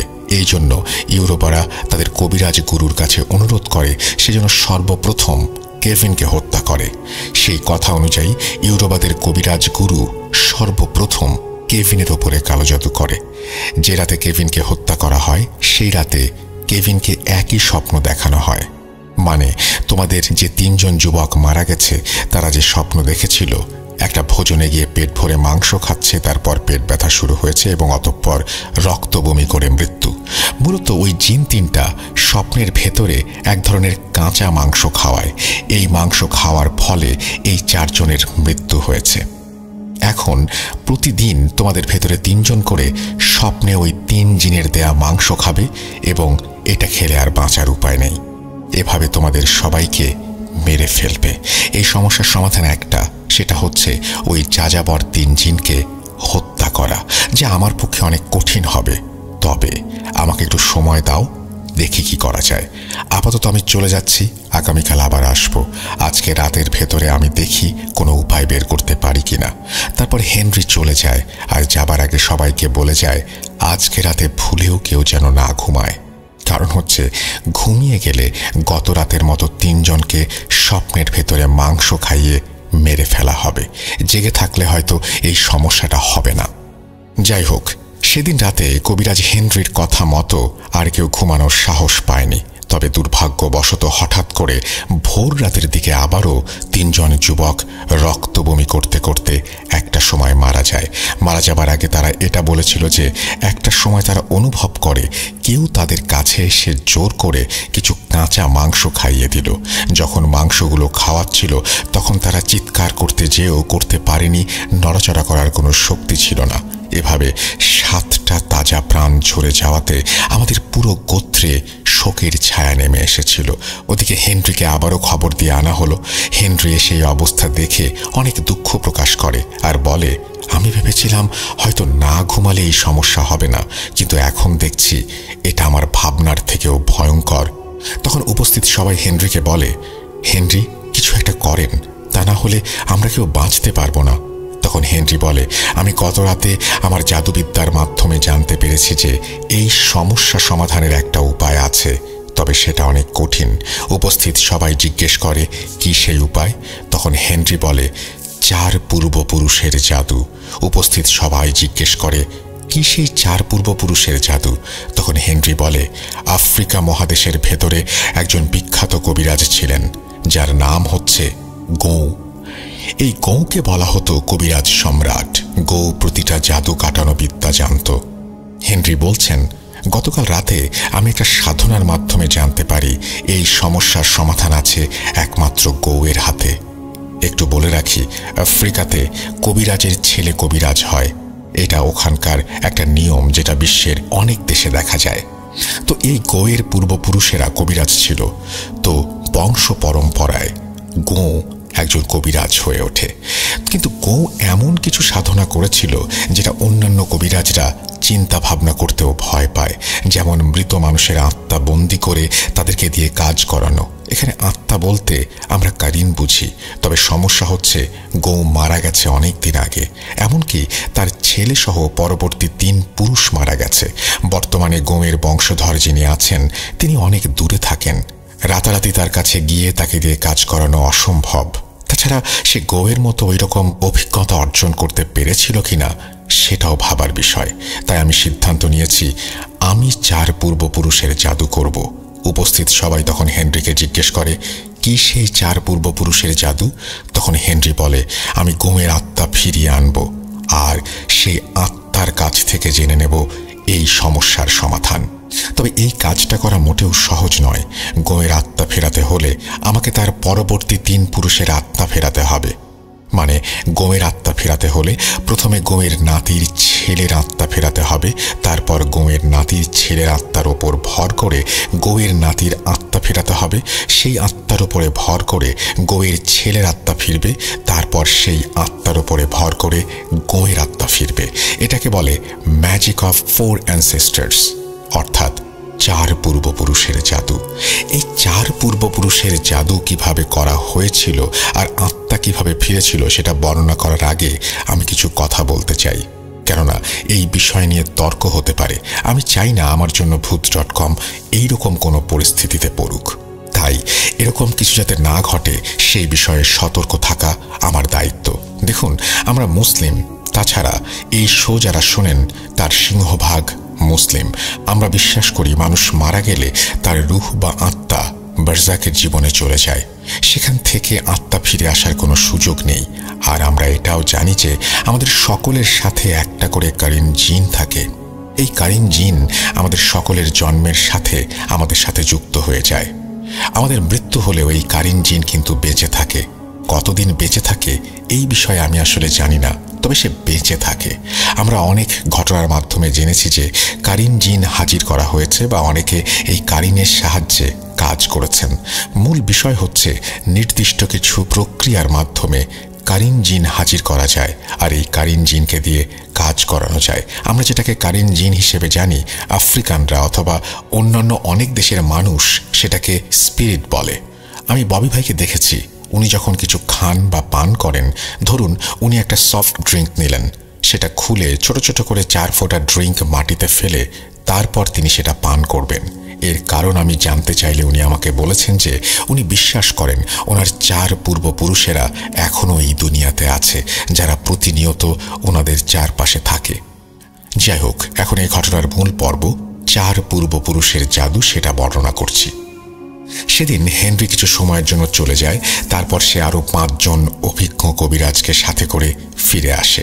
সেই সাথে কিছু জিনিস নিয়ে আসে। তার ভেতর ছিল 4টি কবুতর, কিছু পাখির পালক, 4টা মানুষের খুলি, কিছু রং, মোমবাতি ইত্যাদি। হেনরি বলেছেন, সূর্য যখন একদম মাথার ওপরে থাকবে, অর্থাৎ ভর দুপুর, ঠিক তখন আমি আমার সহকর্মী এই 5 বন্ধু আমাদের রিচুয়াল শুরু করব। আমাকে একটা ফাঁকা জায়গা দিতে হবে, সেখানে আমরা ছাড়া আর কেউ যেন না আসতে পারে সেই বিষয়ে আপনাদের খেয়াল রাখতে হবে। ববি বলছেন, হেনরির কথা মতো তাকে কেভিনের বাড়িটা ছেড়ে দেয়া হয়, আর আমরা দূর থেকে হেনরির কর্মকাণ্ড লক্ষ্য করছি। তো সূর্য যখন একদম মাথার ওপরে, তখন হেনরি কবুতর 4টাকে জবাই করে প্রত্যেকটা কবুতরের রক্ত আলাদা আলাদা করে রাখে। তারপর হেনরি সেই 4টা মানুষের খুলি বের করে, এক একটা খুলির ওপরে একটি করে কবুতরের রক্ত ঢেলে দেয়। রোদের তাপে কিছুক্ষণ পরে খুলিগুলোর রক্ত শুকিয়ে যায়। তারপর হেনরি কিছু পাখির পালক আগুনে পুড়িয়ে সেটা ছাই করে নেয়। সেই ছাইয়ের সাথে কিছুটা রং মিশিয়ে সামান্য পানি দিয়ে সেটাকে এক ধরনের কালির মতো বানিয়ে ফেলে। তারপর রোদে শুকিয়ে যাওয়া রক্ত মাখা মাথার খুলিগুলোর ওপরে আঙুলের সাহায্যে কিছু একটা লিখতে শুরু করে হেনরি। এক সময় এক এক করে 4টা মাথার খুলির ওপরে লেখা শেষ হলে আবারও খুলিগুলো কিছুক্ষণ রোদে শুকিয়ে নেয় হেনরি। খুলিগুলো শুকিয়ে গেলে হেনরি সহ বাকি কবিরাজরা সেই 4টি মাথার খুলি নিয়ে কেভিনের সেই কবিরাজি করার জন্য যে ঘর, সেই ঘরে চলে যায়। তারপর সেখানে সবাই মিলে শুরু করে একটি যজ্ঞ। ববি ভাই বলছেন ওই দিন ওই 6 কবিরাজ একটা মালসার ভেতরে আগুন জ্বালিয়ে সেই আগুনের পাত্রের পাশে এই 4টি মানুষের মাথার খুলি রেখে তন্ত্র মন্ত্র পড়তে থাকে এবং তাদের জানা জাদুবিদ্যা সব জাহের করতে থাকে।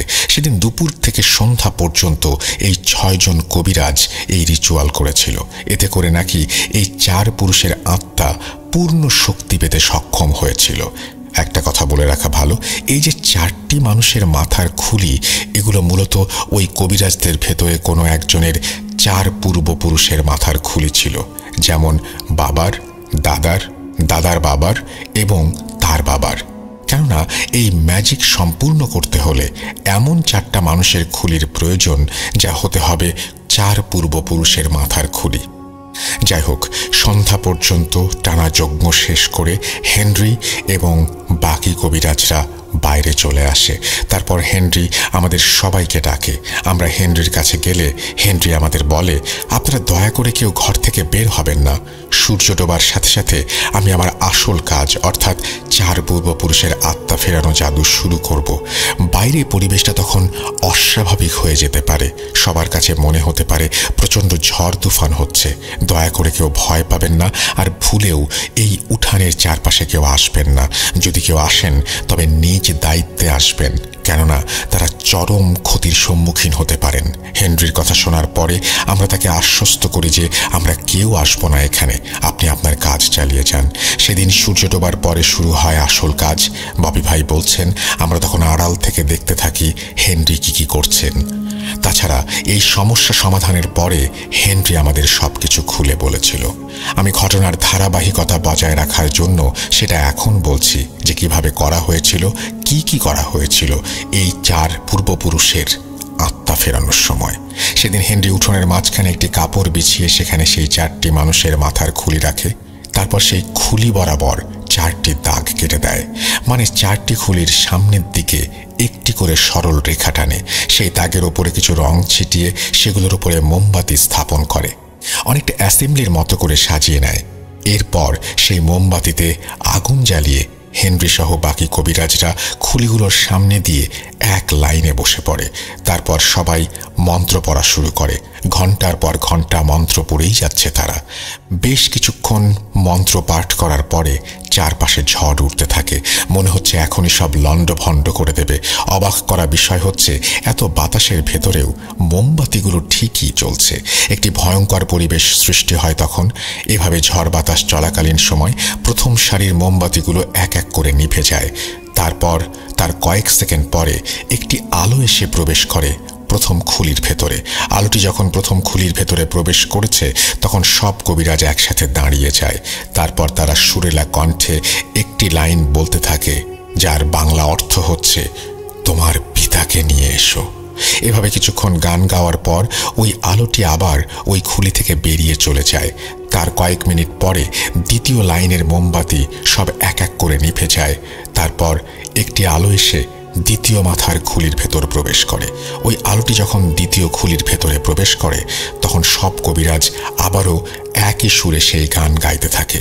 তার কিছুক্ষণ পরে আবারও একই ঘটনা ঘটে, আলোটি খুলি থেকে বের হয়ে যায়। তৃতীয় লাইনের মোমবাতিগুলো এরপর সব নিভে যায়। আরেকটি আলো এসে তৃতীয় মাথার খুলিতে প্রবেশ করে।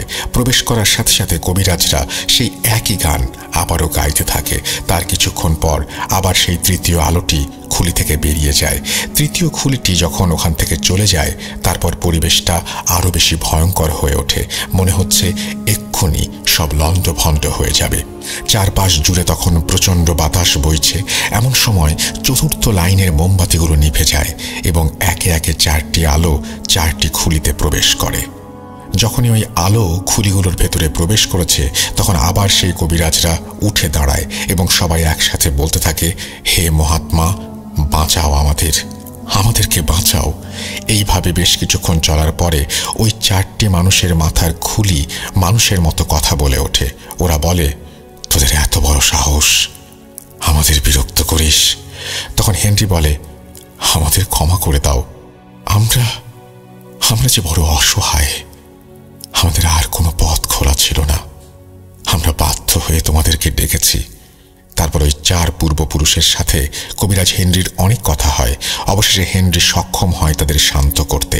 এক পর্যায়ে 4র্থ খুলির, যেটার ভেতরে গোঁয়ের আত্মা ছিল, সে বলে, আমাদের কেন ডেকেছিস সেটা বল।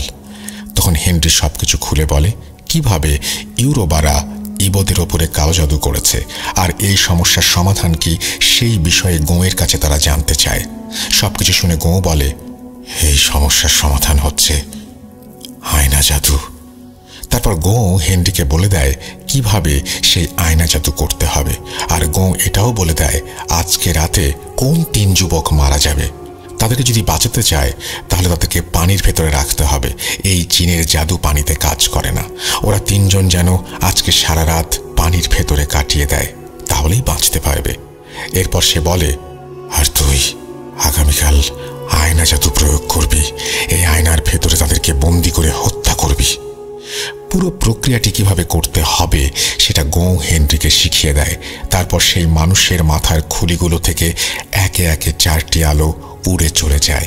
এভাবেই শেষ হয় 4 পূর্বপুরুষের জাদু। সবকিছু সম্পন্ন হওয়ার পর হেনরি সবাইকে আবারও ডাকে। আমরা তার কাছে গেলে সে সবকিছু খুলে বলে। তারপর সেই 3 জন যুবককে, যাদেরকে আজকে রাতে মেরে ফেলা হবে, তাদেরকে একটি পুকুরে রাত কাটাতে বলা হয়। হেনরির কথা মতো ওই 3 জন যুবক সারা রাত পুকুরের পানিতে কাটিয়েছিল। পরের দিন বিকেলে হেনরি একা আসে, সাথে 3টা আয়না নিয়ে। হেনরিকে দেখে আমরা সবাই তার কাছে এগিয়ে গেলাম। তখন হেনরি বলে, আমাদের কোনো সমস্যা হয়েছে কিনা। আমরা তাকে বলি, না, আজকে আর কোনো সমস্যা হয়নি। যাই হোক, সেদিন বিকেল থেকে হেনরি একটা রিচুয়াল শুরু করে, যেটা কেভিনের উঠোনে বসে সে করেছিল। রিচুয়ালটা মূলত একটি পূজা পাঠ ছিল, যেটা সঙ্গত কারণে আমি বর্ণনা করতে চাই না। সেদিন সূর্য ডোবার পরে হেনরি একটি গণ্ডি কেটে বসে। তার সামনে ছিল 3টি আয়না। সেই 3টি আয়না সামনে রেখে মন্ত্র পাঠ করতে থাকে। কিছুক্ষণ মন্ত্র পাঠ করার পরে একসাথে 3টি আলো এসে সেই 3টা আয়নার ভেতরে প্রবেশ করে। তারপর হেনরি একটা ছুরি দিয়ে একটি আয়নার ভেতরে আঘাত করে। যখনই সে ছুরি দিয়ে আয়নার ভেতরে আঘাত করে, তখন প্রচণ্ড একটি আর্তনাদের শব্দ ভেসে আসে। ববি ভাই বলেছেন, ওই আর্তনাদের শব্দটা এত জোরালো ছিল, যেমনটা খুব নিকটে বজ্রপাত হলে হয়। উপস্থিত সবার কানের পর্দা ফেটে যাবার মতো অবস্থা হয়েছিল। এভাবে একে একে 3টি আয়নাকে হেনরি আঘাত করে ছুরি দিয়ে, আর প্রত্যেকবার ওইভাবে আর্তনাদের শব্দ ভেসে আসে। এটা শেষ করার পরে হেনরি আমাদের সবাইকে ডাকে এবং সে বলে, সমস্যার সমাধান হয়ে গেছে। আজকে থেকে তোমরা সবাই ইউরোবাদের কালো জাদু থেকে মুক্তি পেলে। এভাবেই একটি ভয়ঙ্কর সমস্যার সমাধান করেছিল হেনরি। তারপরে ইউরোবা এবং ইবদের ভেতরে অনেকবার কালো জাদুর লড়াই হয়েছে। 2 পক্ষ ভয়ঙ্কর ভয়ঙ্কর জাদু করেছে উভয় পক্ষের ওপরে। সেই সব ঘটনা ববি ভাইয়ের কাছ থেকে সংগ্রহ করে আমি পর্যায়ক্রমে পাঠাবো ইনশাল্লাহ।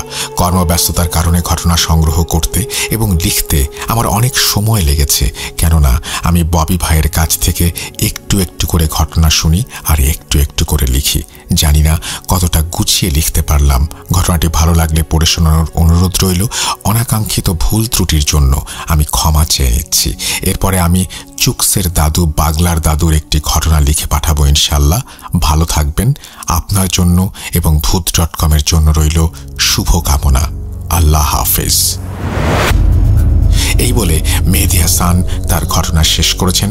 Thank you very much. আপনার ঘটনার জন্য আপনাকে অসংখ্য ধন্যবাদ। আশা করছি সবার কাছে এই ঘটনাটি ভালো লেগেছে। যদি ভালো লাগে অবশ্যই আমাদের জানাবেন। অনুগ্রহপূর্বক আমাদের ফেসবুকের সাথে সংযুক্ত হবেন এবং যারা শুনছেন কিন্তু এখনো পর্যন্ত আমাদের ইউটিউব চ্যানেলটি সাবস্ক্রাইব করেননি, তাদেরকে অনুরোধ করব আমাদের ইউটিউব চ্যানেলটি সাবস্ক্রাইব করুন, যাতে করে আপনি সব সময় তাৎক্ষণিকভাবে সমস্ত নোটিফিকেশন পেয়ে যান। আমরা চলে যাব আমাদের পরবর্তী ঘটনায়।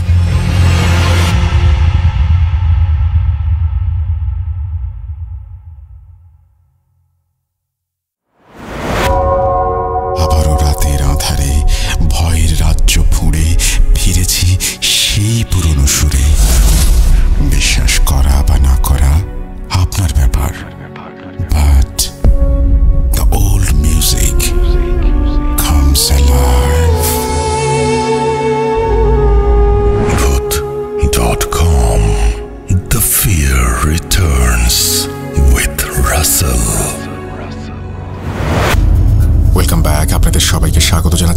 আঙ্কেল, আশা করছি আপনারা সবাই ভালো আছেন, ভালোর দলে আছেন।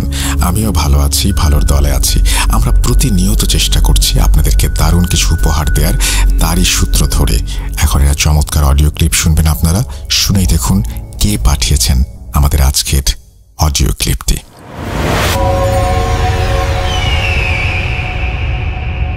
আসসালামু আলাইকুম রহমতুল্লাহ। বরাবরের মতো রাসেল ভাইকে আর জিজ্ঞেস করলাম না ভালো আছেন কিনা, কারণ আমরা book.com-এর লিসেনার যারা আছি সবাই জানি যে রাসেল ভাই সবসময় ভালোর দলেই থাকে। তো যাই হোক, আমি ওমান প্রবাসী, আমার নাম হচ্ছে মহিউদ্দিন। তো কাজের সূত্রে 2012 সালে আমি ওমানে আসি। তো এখানে আসার পর আমরা একটা কোম্পানিতে চাকরি করতাম। তো ওখানে আমাদের কোম্পানির আরেকজন বাঙালি ভাই ছিল, ওনার নাম ছিল সাইফ। ওনার হোম ডিস্ট্রিক্ট হচ্ছে নোয়াখালীতে। তো আস্তে আস্তে ওনার সাথে আমার একটা সম্পর্ক এখানে তৈরি হয়। তো সম্পর্কটা এরকম ছিল, মানে বন্ধু কম ভাই বেশি, ঠিক এরকম সম্পর্ক। তো মূলত আমরা যে ডিউটি করতাম, আমাদের ডিউটি ছিল সকাল 8টা থেকে রাত্র 8টা পর্যন্ত। তো 8টার পরে আমরা সবাই রুমে চলে যাইতাম, যে খাওয়া দাওয়া কইরা তারপরে বাহিরে বসতাম, বসে গল্প করতাম। তো গল্প সূত্রে একদিন হঠাৎ করে সাইফ ভাই বলল যে মহিন ভাই এরকম এরকম আমার লাইফে কিছু ঘটনা আছে বা হিস্ট্রি আছে, আমি আপনার সাথে শেয়ার করব। তো আমিও ইন্টারেস্ট হলাম, বললাম যে ঠিক আছে সাইফ ভাই, তো বলেন শুনি। তো পরে উনি আমার সাথে ওনার জীবনের একটা ঘটনা শেয়ার করে। তো আমি মূলত সেটাই এখন আপনাদের সাথে শেয়ার করতেছি। তো ঘটনা যাওয়ার আগে আমি একটু ওনাদের বাড়ির বর্ণনা করি। ওনাদের যেখানে বাড়ি থেকে বাজারে যাইতে মূলত সময়, যদি পায়ে হাইটা যায় তাহলে আধা ঘন্টার মতো সময় লাগে, আর যদি সাইকেল দিয়ে যায় তাহলে 10 থেকে 15 মিনিট বা 12 মিনিট এরকম সময় লাগে। তো যাওয়ার পথে মাঝখানে, মানে ওনাদের বাড়ি থেকে বাজারের মাঝখান বরাবর যাইতে সময় ওখানে একটা শ্মশান ঘাট পড়ে, আর ওই শ্মশান ঘাটের মধ্যে আবার বট গাছ আছে একটা এরকম। তো ওইটার পাশে দিয়ে হচ্ছে মূলত রোড দিয়ে আসা যাওয়া করা লাগে। তো কোনো একদিন আসরের পর সন্ধ্যার আগে ওনার বাড়ি থেকে ওনারে বাজারে পাঠানো হয়। তো ওনাদের একটা সাইকেল ছিল, মূলত উনি এই সাইকেলটা বেশি ইউজ করতো। তো উনি এই সাইকেলটা নিয়ে বাজারে যায়। তো যাওয়ার পরে ওখান থেকে সামান যা যা নেয়, নিয়ে যখন উনি ব্যাক করবে ঠিক ততক্ষণে মাগরিবের আজান হয়ে গেছে, এরকম একটা অবস্থা। তো যাই হোক, ওই সময় ওনার তেমন একটা বয়স না। তো উনি আসতেছে সাইকেল নিয়ে, রাস্তা দিয়ে আসতেছে। তো এর মধ্যে যখন এই শ্মশান ঘাট পর্যন্ত আসার পরে হঠাৎ করে ওনার সাইকেলটা মানে ভার হয়ে যায় বলতে, নর্মালি আমরা যখন সাইকেল চালাই, একলা যখন চালাই তখন কিন্তু সাইকেল অনেক পাতলা থাকে, আর যখন সাইকেলের পেছনে কেউ বসা অবস্থায় থাকে তখন কিন্তু সাইকেলটা একটু ভার হয় বা একটু ওজন লাগে। তো উনি ওই শ্মশান ঘাট পর্যন্ত যখন আসে, শ্মশান ঘাটে দিয়ে মানে শ্মশান ঘাট আসার পরে ওনার সাইকেলটা ভার হয়ে যায়। তো পরে উনি বুঝতে পারে যে শ্মশান ঘাটের থেকে মানে আসার পরের থেকে ওনার সাইকেলটা ভার। তো উনি প্যাডেল দিচ্ছে সাইকেলের, কিন্তু সাইকেল তেমন মানে যেভাবে যাওয়ার কথা বা যেভাবে করার কথা ততক্ষণ এটা যাচ্ছে না। তো উনি এক পর্যায়ে অনুভব করে যে ওনার সাইকেলে কেউ আছে, কিন্তু উনি যখন ঘাড় ফেরায় কারোরে দেখতেও পারে না। তো ওনার অনেক পরিশ্রম হচ্ছিল, উনি যতই চেষ্টা করতেছিল সামনের দিকে আগানোর, সাইকেল মানে যেরকমটা যাওয়ার কথা ছিল কোনোভাবেই যাচ্ছে না, আর ওনার শরীরটাও অনেকটা ভার হয়ে যায়। তো যাই হোক, উনি অনেক কষ্টে চাপতে পরে একটা সময় বাড়ির পাশাপাশি যখন আসে, বাড়িতে প্রবেশ করব, ঠিক ওই মুহূর্তে হঠাৎ করে সাইকেলটা পাতলা হয়ে যায়, হালকা হয়ে যায়। উনি এটা ফিল করে যে ওনার সাইকেলের মধ্যে এতক্ষণ কেউ ছিল বা বসা ছিল, আর এখন হুট করে মানে নাইমে গেল। কিন্তু উনি কিন্তু তাকাইছিল পেছনের দিকে, চাইছিল, উনি কাউরেই তখনও দেখতে পায় নাই। তো যাই হোক, এভাবে উনি একটা ভালো ভয় পায়। পরে উনি ওনার বাসায় যাওয়ার পর ওনার আম্মার সাথে শেয়ার করে যে এরকম এই ঘটনা হয়েছে। তো পরে ওনার আম্মা কিছু সূরা কেরাত পরে ওনারা একটু ঝাড়াই টাড়াই দেয়। তো ওই দিনকার মতো ওইটা স্বাভাবিক হয়ে যায়। ঘটনা 2, উনি একদিন শুয়ে রইছে, রাত্রের বেলা নর্মালি খাওয়া দাওয়ার পরে যা হয় গ্রামগঞ্জে, শুয়ে পড়ছে। শুয়ে পড়ার পরে তো তখনকার সময় মশা ছিল, আর গ্রামগঞ্জে এমনি তো মশারি টানায় শোয় বেশিরভাগ। তো উনি শোয়ার পরে হঠাৎ ফলো করলো যে মশারির এক কোণা দিয়া দেখা যাচ্ছে যে একটু আলোর মতো দেখা যাচ্ছে। তো উনি ভাবতেছে যে এটা কি হইতে, তো পরে উনি মানে বুঝে উঠতে পারতেছে না যে জিনিসটা কি, মানে একটু আলোর মতো এরকম দেখা যাচ্ছে। আর এটা মানে এরকম দেখা যাচ্ছে যে মশারির ভিতরে আইসা প্রবেশ করতেছে কিংবা উঠতেছে, জিনি পোকা যেরকম হয় না দেশ গ্রামে, সেম এরকম, কিন্তু এটা জিনি পোকা না, উনি এটা স্পষ্ট দেখতেছে। আর সাথে আরেকটা জিনিস হলো কি, উনি মানে যখন থেকে এটা দেখতেছে তখন থেকে ওনার রুমের মধ্যে এরকম অবস্থা, অনেক সুন্দর একটা গন্ধ আসতেছে, পুরা রোম গন্ধে পুড়ে গেছে, মানে এরকম অবস্থা। তো উনি মোটামুটি ভয় পায়, আবার কিছু বলতেও পারে না। আর আসলে এরকম সিচুয়েশনে যারা পড়ে তারা তো এটা বলার মতো না। তো এই হচ্ছে মানে ওই সিচুয়েশন। পরে একটা সময় উনি চিৎকার দেওয়ার পরে ওনার পাশে যারা আছে তারা আসার পরে বলে যে কি হয়েছে। পরে আইসা দেখে যে আসলে কোনো কিছুই নাই। তো পরে উনি বিস্তারিত বলে যে হ্যাঁ এরকম আমি দেখছি। কিন্তু রাসেল ভাই ঘটনা হচ্ছে ওনার আশেপাশের যারা আসে ততক্ষণ পর্যন্ত আইসা ওনারাও কিন্তু রুমের মধ্যে সেই গ্রানটা পায়, মানে এটা একটা অন্য রকমের গ্রান বা অন্য রকমের ফ্লেভার যেটা তারা আইসা পায়। তো ওইভাবে দ্বিতীয় ঘটনাটাও এখানে শেষ হয়। পরবর্তীতে ওনারে ঝাড়ফুঁক করা হয়, ওনার পারিবারিকভাবে বা পানি পড়া দেওয়া হয়, উনি খায়। তো এরপরের থেকে রাসেল ভাই যেটা হয়, উনি যখনই একলা থাকতো কিংবা একলা বসে থাকতো বা একলা কোথাও যাইতেছে, তো উনি মাঝে মধ্যেই এই ঘটনাটা ঘটতো ওনার সাথে, মানে উনি যেই গ্রানটা ওই দিন পাইছিল রুমের মধ্যে শোয়া অবস্থায়, ওই গ্রানটা উনি পাইতো।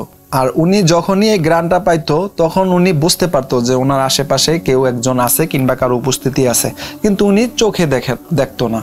তবে উনি ওই গ্রানটা যখন পাইতো তখনই উনি এটা বুঝতে পারতো যে হ্যাঁ এখন আশেপাশে কেউ হয়তো আছে, আর মানে ওনার শরীরটাই ভার হয়ে যায়।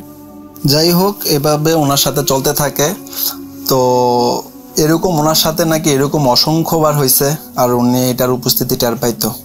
তো যাই হোক, এক পর্যায়ে উনি বাংলাদেশ ত্যাগ করে ওমানে আসে, ওমান প্রবাসী হয়। তো ওমানে আসার পরেও উনি মাঝে মধ্যেই ওই জিনিসটার উপস্থিতি টের পাইতো, আর যখনই ওই জিনিসটা ওনার আশেপাশে আসতো তখনই উনি একটা আলাদা গ্রান নাকের মধ্যে পাইতো, কিংবা ওনার আশেপাশে অনেক সুগন্ধি পাওয়া যাইত, অন্যরকম একটা গ্রান আসতো। তো উনি বুঝতে পারতো যে এখন ওইটা ওনার আশেপাশেই আছে।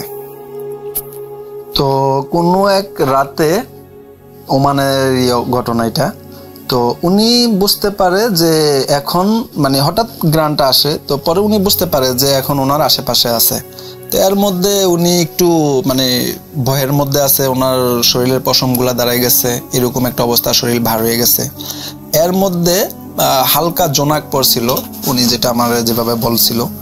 তো হঠাৎ দেখে একটা মেয়ে আকৃতির একটা অবয়ব ওনার সামনে দিয়ে, দূরত্বটা ম্যাক্সিমাম 15-20 হাত দূরে হবে এরকম দূরত্ব। তো ওখান থেকে মানে আসতেছে অবস্থায় উনি দেখার পরে ওনার মোটামুটি শরীর বার হয়ে যায়, আর মানে উনি ওই স্মেলটাও পাচ্ছিল, ওই গন্ধটা আসতেছিল। তো পরে উনি দেখলো যে অবয়বটা ওনার সামনে দিয়ে আইসা ম্যাক্সিমাম 10-15 হাত দূরত্ব হবে, তো কিংবা একটু বেশি হইতে পারে। তো এরকম আইসা পাশেই একটা ঝাড় ছিল, ওই ঝাড়ের মধ্যে যাইয়া মানে ঢুকে গেল। তো পরে উনি তো এর আগেও এটার উপস্থিতি অনেকবারই টের পাইছে।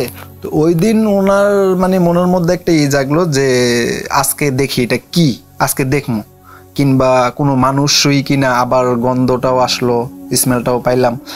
তো পরে সে কি করলো, সাহস নিল, মনের মধ্যে সাহস নিয়ে বললো যে দেখি আজকে কি হয়, যা হয় হইব না, দেখি কি।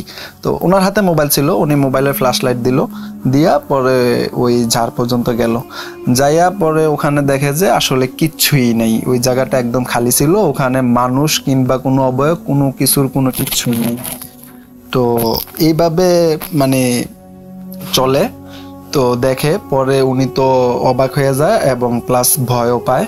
তো পরবর্তীতে উনি ওখান থেকে চলে আসা পরে আইসা পরে মানে যাইয়া রুমের মধ্যে, আর বিষয়টা তো আসলে কার সাথে শেয়ার করব, আর এটা তো ওনার সাথে বাংলাদেশ থেকেই ঘটনা, যেটা বাংলাদেশ থেকে বর্তমানে ওমান পর্যন্ত ঘটতেছে। তো পরে উনি আর এটা এই ব্যাপারে কারোর সাথে কোনো কিছু শেয়ার করে নাই। তো পরে উনি এটা আর কারোর সাথে শেয়ার করলো না, ওইটাই এই জিনিসগুলো উনি আমার সাথে শেয়ার করলো। তো যাই হোক রাসেল ভাই, এটাই ছিল ঘটনা। আর আমার কাছে এরকম আরও 2-1টা ঘটনা আছে, আমার নিজের লাইফের সাথে ঘটে যাওয়া ঘটনাও আছে। ইনশাল্লাহ যদি কখনো সময় হয়, সময় করে শেয়ার করব। আর যদি আমার এই ঘটনা প্রচারযোগ্য হয়, আপনার কাছে মনে হয় যে এটা প্রচারযোগ্য, তাহলে আশা করি boot.com-এর লিসেনারদেরকে শেয়ার করবেন এবং শোনাবেন। ওকে, আল্লাহ হাফেজ, ভালো থাকুক সবাই, ভালো থাকুক boot.com-এর শ্রোতাবিন্দুরা।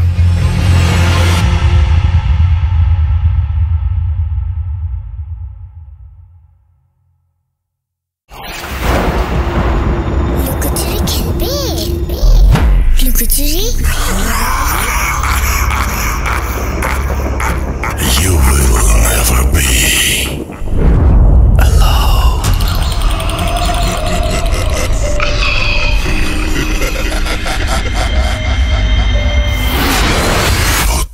Boot.com. The fear returns with Russell. আরও একবার আপনাদের সবাইকে স্বাগত জানাচ্ছি, আমি রাসেল। আমাদের ইমেল অ্যাড্রেস russell.booth.com@gmail.com। অবশ্যই আপনারা ঘটনা পাঠাবেন, কারণ ঈদ আসতে কিন্তু খুব বেশি দেরি নাই। আমাদের মনে হচ্ছে যে দেরি আছে, কিন্তু আসলে কিন্তু খুব বেশি দেরি নেই। সুতরাং আপনারা ঘটনা পাঠান এবং ঈদ স্পেশাল এপিসোড হবে ইনশাল্লাহ। আবারও আপনাদেরকে ধন্যবাদ জানাই এতক্ষণ পর্যন্ত যারা আমাদের সঙ্গে আছেন। চলুন আমরা পরবর্তী ঘটনায় যাই।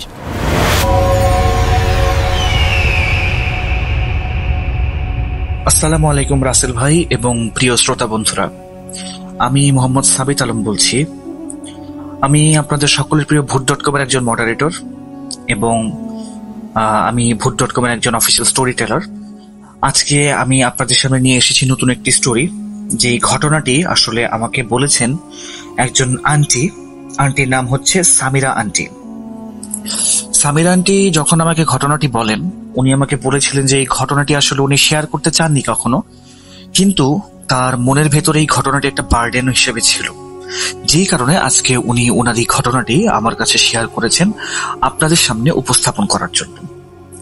তো আমি আর কথা না বাড়িয়ে ঘটনায় যাবার আগে একটা কথাই বলতে চাই, আপনারা যে যেখান থেকে ঘটনা শুনছেন সবাই ভালো থাকুন এবং আল্লাহ আপনাদের সকলকে সুস্থ রাখুন।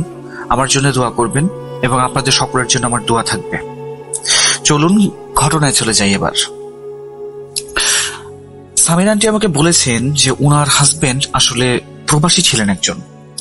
উনি যখন প্রবাস থেকে ফিরে আসেন তখন আসলে ওনার মা বাবার ইন্তেকাল হয়ে যায়, যে কারণে আসলে ওনার ফিরে আসা। তো সামিরা আন্টির শাশুড়ি এবং শ্বশুর যখন মারা গেলেন তখন ওনাকে আসলে বাসাতে একাই থাকতে হতো এবং ওনাদের বাসাটা ছিল খুবই বড়, আর কেউ ছিল না, ছেলে মেয়ে ছাড়া আর কেউ ছিল না সেই বাসাতে। তো বাড়িটা ছিল 2 ক্যানেলের এবং প্রচুর কর্মচারী ছিল সেই বাড়িতে। তারা আসলে বলতে গেলে টাকা পয়সার দিক দিয়ে অনেক বেশি ধনী ছিলেন। গেটের সামনে গার্ড ছিল, এমন বিষয়টা এমন ছিল যে বাসা একেবারে কর্মচারী দিয়ে বাসাটা ছিল একদম ভর্তি। তাদের আসলে নিজেদের কোনো কাজ করতে হতো না বা কোনো ধরনের কোনো কষ্টও হতো না, সবকিছু ঠিকঠাক চলছিল।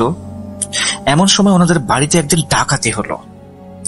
5 জন মুখোশ পরা লোক ঢুকে পড়লেন ভেতরে, ওনাদের রশি দিয়ে বেঁধে ফেললেন এবং যা কিছু ছিল সবকিছু লুট করে নিয়ে চলে গেল। ভেতরের কর্মচারীরা সকালবেলা আসতো এবং সন্ধ্যায় কাজ শেষ করে চলে যেত। আর গেটের সামনে যে 2 জন গার্ড ছিল তাদের ডিউটি ছিল 12 ঘন্টা করে। 12 ঘন্টা একজন ডিউটি করতো এবং অপর 12 ঘন্টা আরেকজন ডিউটি করতো। কিন্তু যখন ডাকাতিটা আসলে হলো তখন ভেতরের সব কর্মচারী অলরেডি চলে গিয়েছিল। তাই তখন শুধু বাড়িতে সামির আন্টি ছিলেন এবং ওনার হাজবেন্ড ছিলেন। যখন ওই ডাকাতরা প্রথমে গেটের গার্ডকে বেঁধে ফেললো, তারপর ওনাদের সামনে দরজা ভেঙে ঢুকে পড়লো। আসলে ওনারা হয়তোবা প্ল্যান করেই কিছু একটা করেছিলেন বলে সামির আন্টি মনে করেন, এবং টাকা পয়সা সবকিছু নিয়ে চলে যায়। এই সময় আসলে সামির আন্টি 6 মাসের গর্ভবতী ছিলেন। এরকম ঘটনার কারণে শুধু উনি ভয়ই পাননি, বরং উনি ডিপ্রেশনেও ভুগতে শুরু করলেন। এই জন্য উনি ঠিক করলেন কি কিছুদিনের জন্য উনি আসলে ওনার মা বাবার বাড়িতে চলে যাবেন। তো কিছুদিন পরে মার কাছে উনি চলে গেলেন এবং ভালো ফিল করলেন যখন, তখন উনি আবার ফিরে এলেন। ভালো লাগা ওনার একটু কাজ করতে শুরু করলো। আবার ফিরে এসে উনি ওনার স্বামীকে জিজ্ঞেস করলেন ডাকাতরা কি ধরা পড়েছে নাকি। ওনার স্বামী উত্তর দিলেন, না এখনো পড়ে নাই, কিন্তু পুলিশ এখনো খুঁজছে, কিন্তু এখনো কোনো সূত্র পাওয়া যাচ্ছে না আসলে। সামির আন্টি তখন বললেন যে ওনার একজন কর্মচারী হয়তো এর সাথে জড়িত থাকতে পারেন। তখন ওনার হাজবেন্ড ওনাকে জিজ্ঞেস করেন যে এটা তুমি কিভাবে বুঝলে। তখন সামির আন্টি বললেন কি তুমি সময়টা দেখো, যেই সময় ডাকাতিটা হয়েছে সেই সময় কিন্তু আমাদের বাড়ির ভেতরের যে কর্মচারীরা ছিল তারা কিন্তু তখন আসলে ভেতরে ছিল না, কাজেই এটা কিন্তু কোনো কোইন্সিডেন্স হতে পারে না। আর বাহিরের গার্ডটাকে দেখো, এত সুন্দর, মানে কোনো বাধা দেওয়া ছাড়াই ডাকাতগুলোকে ভেতরে ঢুকতে দিল, কোনোভাবেই প্রতিরোধ করলো না, এটা কিভাবে সম্ভব। তখন সামির আন্টি সেই বাহিরের গার্ডটাকে ওনার হাজবেন্ডের সামনে ডেকে আনলেন, এবং আনার পরে উনি কয়েকটা প্রশ্ন করার সাথে সাথে গার্ডটা কিছুটা প্যানিকড হয়ে গেল। উনি জিজ্ঞেস করলেন যে তুমি যে সেদিন ডিউটি করছিলা সেদিন আসলে ওনাদেরকে তুমি প্রতিরোধ কেন করো নাই। উনি আমতা আমতা করে বললেন কি যে আমার কাছে তো ওরকম কোনো অস্ত্র শস্ত্র নাই, আর ওনাদের কাছে ছুরি বল্লম কত কিছু ছিল, আমি আসলে পারি নাই। কারণ ওটা প্যানিক করার কারণে সামির আন্টি ওনার হাজবেন্ডকে বললেন কি ওকে এক্ষুনি বরখাস্ত করো, আমি 100% শিওর যে সে ডাকাতের সঙ্গেই ছিল। যদিও ওনার হাজবেন্ড হচ্ছে ওনার কথাটাতে খুব বেশি একটা কনভিন্স হলেন না, তারপর ওনার স্ত্রীর কথায় উনি হচ্ছে লোকটাকে কাজ থেকে বের করে দিলেন, এবং পরবর্তী দিন ওনারা হচ্ছে নতুন একজন কর্মচারী নিয়োগ দিলেন। এবং সামির আন্টি মনে করছিলেন যে এখন তাহলে আমরা আসলে সঠিক পথেই আছি, আশা করি এখন আর কোনো সমস্যা হবে না, কারণ বেঈমান লোক আসলে থাকার থেকে না থাকা অনেক ভালো। এর মধ্যে প্রেগনেন্ট থাকার কারণে সামির আন্টি কাজকর্ম খুব বেশি একটা করতে পারতেন না, কিছুটা সময় অসুস্থ থাকতেন, এবং এই কারণে হচ্ছে 24 ঘন্টার জন্য ওনার কারো সাহায্যের দরকার ছিল আসলে। উনি ওনার নতুন পাহারাদারকে বললেন কি বাইরে একটু খোঁজ খবর নেও, যদি হচ্ছে আশেপাশে অনেক মানুষ তো আছে, যদি কেউ 24 ঘন্টা কাজ করার জন্য রেডি থাকে তাহলে আমাকে জানাবা। তো সিকিউরিটি গার্ড তাকে বললেন কি আচ্ছা ঠিক আছে, তাহলে জানাবো আপনাকে ম্যাডাম, কোনো সমস্যা নাই, আমি দেখি। তো 2 দিন পরে পাহারাদার এসে আন্টিকে বললেন কি যে ম্যাডাম বাহিরে একটা মেয়ে অপেক্ষা করছে, সে বলছে যে সে 24 ঘন্টা থাকার জন্য প্রস্তুত এবং গৃহস্থলীর সব কাজ সে খুব ভালোই করতে পারে। তখন সামিরা আন্টি ওনাকে বললেন কি যে ঠিক আছে তাহলে তাকে ভেতরে নিয়ে আসো, কথা বলে দেখি। মেয়েটা যখন ভেতরে আসলো তখন সামিরা আন্টি তো মেয়েটাকে দেখে টোটালি অবাক। সে অবিশ্বাস্য সুন্দরী ছিল, এবং সে যে কাপড়গুলো পরানো ছিল সেগুলো একদমই মনে হচ্ছিল না যে কোনো গৃহকর্মীর কাপড়। উনি ভাবলেন যে এই মেয়েটি আগে যেখানে কাজ করতেন নিশ্চয়ই সেই লোকগুলি খুব ভালো ছিল, যারা হচ্ছে ওনাকে খুব যত্নে রেখেছেন আর কি। আন্টি পরে মেয়েটাকে অনেকগুলো প্রশ্ন করতে লাগলো যে কোথায় কাজ করতে, কোথায় থাকতে। তো ওনাদের কথোপকথনের পরে উত্তরগুলো নিয়ে যখন হচ্ছে আন্টি সন্তুষ্ট হলেন, তখন উনি মেয়েকে জিজ্ঞেস করেন যে তুমি কি ধরনের কাজ পারো। তখন মেয়েটি বলল যে আন্টি আমি খুবই পরিশ্রমী এবং পরিষ্কার থাকি, আর আমি আসলে আপনি যখন যেই কাজই করতে বলবেন আমি কখনো মানা করব না। তো আন্টি চিন্তা করলেন কি সে যেহেতু খুবই পরিশ্রমী পরিষ্কার ছিল এবং তার কথা বলার ধরনও আন্টিকে অনেক প্রভাবিত করেছিল, কিছুক্ষণ আলাপ করার পর আন্টি মেয়েটাকে রেখে দেওয়ার সিদ্ধান্ত নিলেন। আন্টির মতে সেই মেয়েটি তখন 17 বছর বয়সী ছিল, যেই কারণে তার কোনো ধরনের কোনো আইডেন্টিফিকেশন কার্ড তখন ছিল না। এই ঘটনাটা আসলে হচ্ছে 90s এর আমলের, তো সেই টাইমে আসলে আইডেন্টি কার্ড 17 বছর বয়সে থাকার কথাও না। যাই হোক, তো এই মেয়েটি যখন আন্টির জীবনে এলো, আন্টির মনে হলো যেন তার জীবনে শান্তি ফিরে এসেছে। এই মেয়েটি আন্টিকে বিছানা থেকে উঠতে পর্যন্ত দিত না। সবকিছু এমন হয়ে গেছিল যে ওনাকে কিছু বলতেও হতো না, কিছু করতেও হতো না। আন্টি তার জন্য খুবই খুশি ছিলেন এবং আশেপাশের সবার কাছেই তার প্রশংসা করতেন। কিন্তু হঠাৎ কিছুদিন পরে আস্তে আস্তে জিনিসপত্র কিছুটা বদলাতে শুরু করে। আসলে আন্টি তখন 8 মাসের গর্ভবতী ছিলেন। তিনি জানতেন যে এটা আসলে যে সমস্যাগুলি হচ্ছে ওনার, এটা আসলে ওনার প্রেগনেন্সির কোনো ইফেক্ট না। কারণ হচ্ছে ওনার সমস্যাগুলো এমন ছিল যে উনি প্রথমে রাতে কিছু অদ্ভুত স্বপ্ন দেখা শুরু করলেন, যেখানে কবরস্থান আর মৃত মানুষ দেখতে পেতেন উনি। ওনার মনে হচ্ছিল যে চারপাশে যেন অনেক মৃতদেহ ছিল, তারা ঘরটাকে ছিঁড়ে ফেলছিল এবং আন্টির দিকে যেন ছুটে আসছিল। দৃশ্যটা এত ভয়ঙ্কর ছিল যে উনি ঘুমাতে পর্যন্ত পারতেন না। ইভেন যদি ঘুমিয়ে থাকতেন তাহলে চিৎকার দিয়ে জেগে উঠতেন। এটা শুধু একদিনের ব্যাপার ছিল না, এই দুঃস্বপ্নগুলো আসলে আন্টির কাছে প্রতিদিনই প্রায় হাজির হচ্ছিল। উনি আসলে ঘুমাতে ভয় পাচ্ছিলেন। একটা সময় ভয় ছিল যে আবারও যদি একই স্বপ্ন দেখি বা চিৎকার করে জেগে উঠবো। স্বপ্নগুলো আসলে ওনার কাছে এতটাই বাস্তবিক মনে হতো যে জেগে ওঠার পরও উনি মনে করতেন যে উনি এখনো আসলে মনে হয় বিপদেই আছেন। সময় চলে যাচ্ছিল আর ওনার ডেলিভারির দিন কাছাকাছি আসছিল। আল্ট্রাসাউন্ড অনুযায়ী বাচ্চা পুরোপুরি সুস্থ ছিল, কিন্তু যখন উনি ডেলিভারি করলেন তখন বাচ্চাটা মৃত জন্ম নেয়। এবং শুধু মৃত নয়, বাচ্চাটা এমন ভাবে জন্ম নেয় যে বাচ্চাটার শরীরের হাড় যেন সব চুরমার হয়ে গেছে। আর এই ঘটনাটা যেন গতকালকেই ঘটেছে এমন। কারণ এর আগে যখন পরীক্ষা নিরীক্ষা করা হয়েছিল তখন ডাক্তার বলেছিল কোনো সমস্যা নেই। ইভেন আগের দিনও বাচ্চার হার্টবিট বা বাচ্চার নড়াচড়া উনি ফিল করতে পারছিলেন। তাহলে এটা কিভাবে সম্ভব? তখন আসলে ওনার বোন যে আছে আমরিন বা অ্যামি, উনি এবং আন্টির হাজবেন্ড এই বিষয়ে কিছু বললেন না। তারা শুধু বলেছিলেন যে এখানে কোনো একটা সমস্যা হয়তো আছে, ডাক্তার কি বলে দেখা যাক। কয়েকদিন পর যখন অ্যামি সত্যি কথা বলল, তখন মনে হলো যে মাটির নিচ থেকে আসলে মাটি সরিয়ে নেওয়া হচ্ছে ওনার পায়ের নিচ থেকে। এটা ছিল আসলে তার প্রথম সন্তান, যার জন্মদানের সময় সবকিছুই পুরোপুরি স্বাভাবিক ছিল, জটিলতা তো ছিলই না। ডাক্তার সেখানে বসেছিল মাথা ধরে আসলে, কারণ আল্ট্রাসাউন্ডে বাচ্চাটা পুরোপুরি সুস্থ দেখাচ্ছিল। ডাক্তার বিশ্বাসই করতে পারছেন না।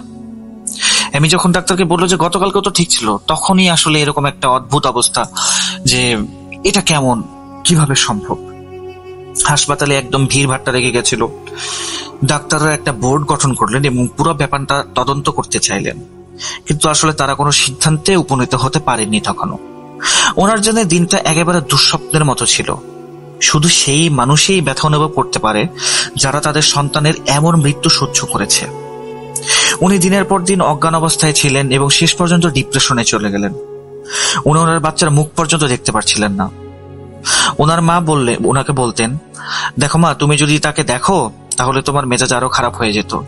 এই কারণে তার চেহারা তোমাকে দেখতে দেয়নি। তাকে এই কারণে তাড়াতাড়ি দাফন করা হয়েছিল, কষ্ট পেতে অনেক। কিন্তু এরপর থেকে আমি আস্তে আস্তে আরো অদ্ভুত স্বপ্ন দেখা শুরু করলাম। আমি বারবার স্বপ্নে একটা শিশুকে দেখতাম যে একা একা হাঁটতো, আর সে দেখতে ছিল আমার বাচ্চাটার মতোই, ঠিক যেভাবে আমার মা বর্ণনা করেছিল আর কি ওনার কাছে। উনি এটা বলছেন আমাকে। প্রথমে মনে হয়েছিল যে হয়তো এটা ওনার মনের ভুল, যেমন মা শিশুর চিত্রায়ন করেছিলেন নিজের মনের ভেতরে স্বপ্নে, সেটাই হয়তোবা। কিন্তু তারপর এটা একটা রুটিন হয়ে গেল ওনার জন্য। প্রতিদিন সেই বাচ্চা শিশুটি স্বপ্নে আসতেন আন্টির এবং জিজ্ঞেস করতেন, মা তুমি আমাকে কেন মেরে ফেললে বা আমাকে মরতে কেন দিলে। এই কণ্ঠস্বরটা ওনার এতটাই পরিচিত লাগতো যে উনি 7-5 কিছু ভাবতেই পারতেন না। আর এই কারণে উনি ওই বাচ্চাটার আওয়াজটাকে ওনার মাথা থেকে ঝেড়ে ফেলতেও পারতেন না। এক পর্যায়ে উনি সবকিছু ওনার হাজবেন্ডকে জানালেন এবং এরপর তিনি আমাকে বলেছিলেন যে ওনার হাজবেন্ড ওনাকে বলেছিলেন ওনার হাজবেন্ড নাকি এমন কোনো স্বপ্ন কখনো দেখেন নাই, বা এটার কোনো কারণ উনি বুঝতে পারছেন না। ওনার হাজবেন্ডকে উনি বললেন যে আমি এমন স্বপ্ন দেখছি, কিন্তু আমি তো কখনো তোমার সাথে শেয়ার করিনি। আর বয়স্করা বলতো যে আসলে স্বপ্নের কথা শেয়ার করতে নেই, খারাপ স্বপ্নের কথা। তো উনি এই সমস্ত বলে বলে এতটাই অস্থির হয়ে পড়েছিলেন যে শান্তি পেতে ওনাকে ডাক্তারের প্রেসক্রাইব করা মেডিসিন পর্যন্ত খেতে হচ্ছিল। এছাড়া উনি ঘুমাতে পারতেন না এবং সবসময় মনের ভেতরে একটা ভয় থাকতো এবং উনি কোনো জায়গাতেই শান্তি পেতেন না। এই সময় সেই গৃহকর্মী, বাই দ্য ওয়ে সেই গৃহকর্মীটার নাম ছিল ফারিহা।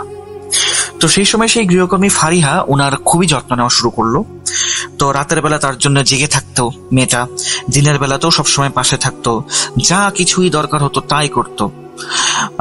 এমন সুন্দর আচরণ এবং এমন সুন্দর তার কাজকর্মের অবস্থা দেখে আন্টি কি করলেন, মেয়েটার বেতন হচ্ছে ডাবল করে দিলেন।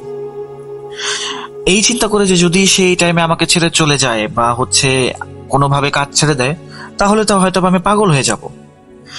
উনি এটা বলেছিলেন যে উনি শুধু আশা করছিলেন যে এভাবে যেন উনি পুরোপুরি ভেঙে না পড়েন।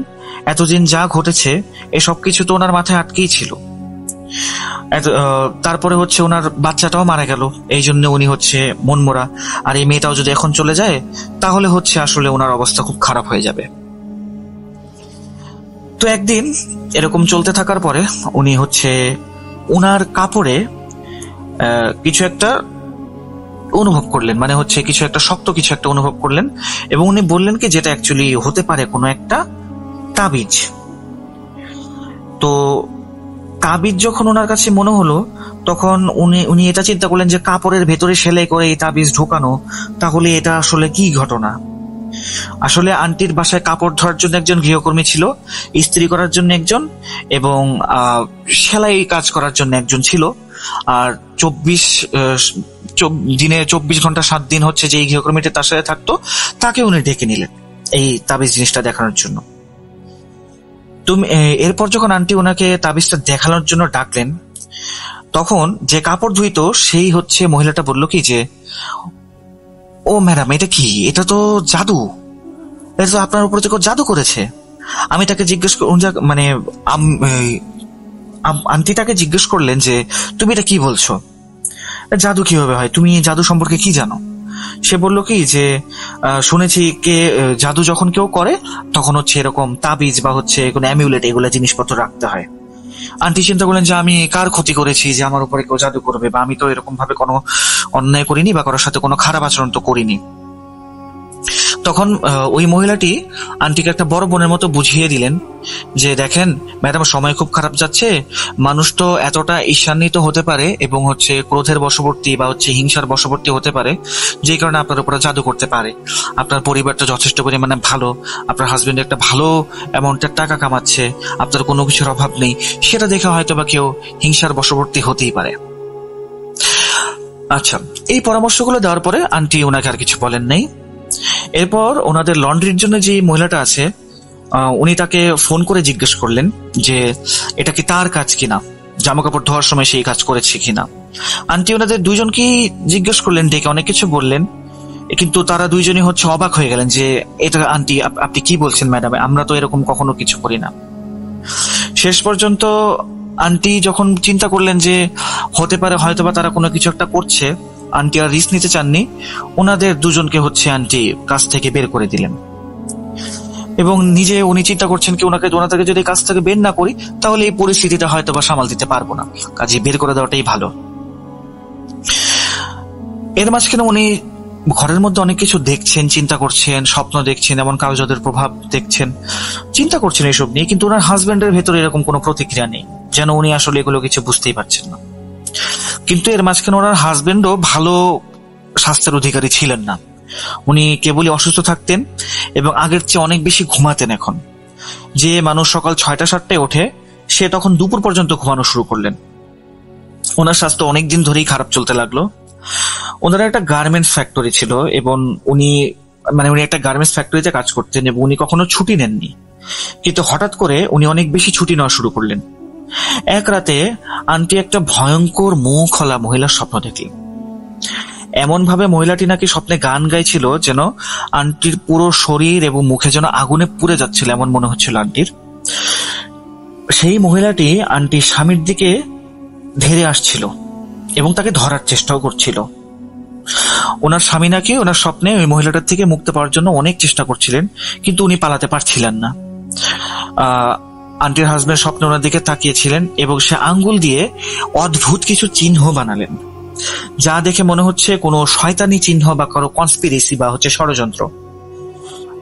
এরপরে হচ্ছে আন্টি আমাকে বলেন যে তুমি যদি আমি চিহ্নটা তোমাকে দেখাই বাবা, তুমি গুগল করে যদি দেখো তাহলে তুমি বুঝতে পারবে যে আসলে এটা কিসের চিহ্ন ছিল, কিন্তু এটা আমি তোমাকে দেখাবো না। যাই হোক, তো উনি সেই চিহ্নটা স্বপ্নে দেখার পরে খুব ভয় পেলেন, এবং এত ভয় পেয়েছিলেন যে ওনার পাশে ওনার হাজবেন্ড ঘুমাচ্ছে, কিন্তু ওনার দুঃস্বপ্ন চলেই যাচ্ছে, এবং উনি খুব চিৎকার দিয়ে ঘুম থেকে উঠলেন, একদম চিৎকার দিয়ে ঘুম থেকে উঠলেন। এবং ওনার হাজবেন্ডও তখন ওনাকে জিজ্ঞেস করছে যে তোমার কি হয়েছে, বলো আমাকে কি সমস্যা। তখন উনি ওনার হাজবেন্ডকেই স্বপ্নের কথাটা বললেন।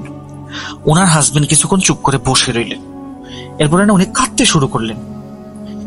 তখন আন্টি জিজ্ঞেস করলেন যে কি ব্যাপার, তুমি কাঁদছো কেন? এই কথা বলে আন্টি ওনাকে শান্ত করতে গেলেন এবং ওনাকে সান্ত্বনা দিতে থাকলেন। ওনার হাজবেন্ডকে বেশ অস্থির লাগছিল। তারপর উনি বললেন যে ওনার হাজবেন্ড ওনাকে বলেছিলেন যে ওনার মনে হচ্ছে যে উনি আর জীবিত নেই, বা ওনার আত্মা যেন বেরিয়ে চলে গেছে, এমন টাইপের স্বপ্ন উনি দেখেছিলেন। আর উনি এও দেখেছিলেন যে বাজে চেহারার একটা মহিলা নাকি তার আত্মাটা কবজ করতে এসেছে, এমন কিছু। তার মানে আন্টি চিন্তা করলেন কি, তাহলে তো এখন আমার হাজবেন্ড এই জিনিসগুলো দেখা শুরু করেছে, এটা তাহলে হচ্ছেটা কি? উনি বললেন যে প্রথমে শুধু উনি মৃত মানুষ, ওনার হাজবেন্ডও বলছে যে প্রথমে শুধু উনি মৃত মানুষ দেখতে পেতেন, কিন্তু এরপর সে প্রতি রাতেই সেই পুড়ে যাওয়া মহিলাটাকে দেখতে পেতেন, যে তাকে স্বপ্নে হত্যা করার চেষ্টা করছে। আঙ্কেল যখন কথাগুলো বলছিল তখন নাকি ওনার গলার স্বর খুবই কাঁপছিল। আন্টি ওনার স্বামীকে বলেছিলেন যে উনি গত 3 মাস ধরে এই ধরনের স্বপ্ন দেখছেন, কিন্তু আগে কখনো ওরকম ভাবে বলেননি, কারণ ওনার বোন অ্যামি পরামর্শ দিয়েছিলেন যে খারাপ স্বপ্ন নাকি কারোর সঙ্গে শেয়ার করতে হয় না। তখনই ওনার স্বামী ফজরের নামাজের জন্য উজু করতে উঠে গেলেন। আন্টি রান্নাঘর থেকে একটু পানি আনলেন। হঠাৎ করেই আন্টির বিছানার উপরে সিলিং ফ্যানটা ধাপ করে পড়ে গেল বিছানার উপরে। আল্লাহর অশেষ রহমত যে আন্টি তখন এই দুর্ঘটনা থেকে কোনোভাবে বেঁচে ফিরেছিলেন। আসলে আন্টি যদি আরেকটু বাম সাইডে যেতেন তাহলে ফ্যানটা আন্টির মাথাতেই পড়তো, আর ফ্যানটা একদম গতিতে চলছিল। আল্লাহ ওনাকে বাঁচিয়েছেন আসলে সেই টাইমে। আন্টি তখন একদম হতবাক হয়ে যান যে এটা কি হলো। এরপরে আন্টি ওনার হাজবেন্ডের সাথে শেয়ার করলেন যে ওনার কাপড়ে তাবিজ পাওয়া গেছে, সেই বিষয়টা আর কি শেয়ার করলেন, এবং অদ্ভুত অদ্ভুত জিনিস যেগুলো উনি বাসায় খেয়াল করছেন সেগুলোও শেয়ার করলেন। এরপর ওনার হাজবেন্ড বললেন কি যখন জন্ম মৃত্যু সবই আল্লাহর হাতে, দেখি কি করা যায়, যখন সময় হবে তখন আল্লাহর নির্দেশ মতো আমাদের যেতে হবে, আর আল্লাহর নির্দেশ মতো আমরা দুনিয়াতে থাকবো, আর অযথা আমাদের ক্ষতি কেউ করতে পারবে না, তুমি এত চিন্তা করো না, এরকম করে উনি বললেন। কিন্তু আন্টির বোন আগে থেকেই বলেছিলেন পরিস্থিতি দেখে যে তোমাদের হয়তোবা আসমানি কোনো বরকতের নিচে আছো, এই কারণে তোমাদের কোনো ক্ষতি হয় নাই, কিন্তু জাদুতে তো তোমরা পড়েছো, এটা শিওর। আন্টির যে বোন ছিল অ্যামি আপু, উনি আন্টিকে অনেকবার আধ্যাত্মিক চিকিৎসকের কাছে নিয়ে যাওয়ার চেষ্টা করেছিলেন, কিন্তু আন্টি এটা সবসময় এড়িয়ে গেছেন, কারণ এইসব ব্যাপারে আন্টির আসলে নিজস্ব কোনো মতামত বা বিশ্বাস থাকার কারণে উনি আসলে এই জিনিসগুলোতে খুব বেশি একটা পাত্তা দেয়নি।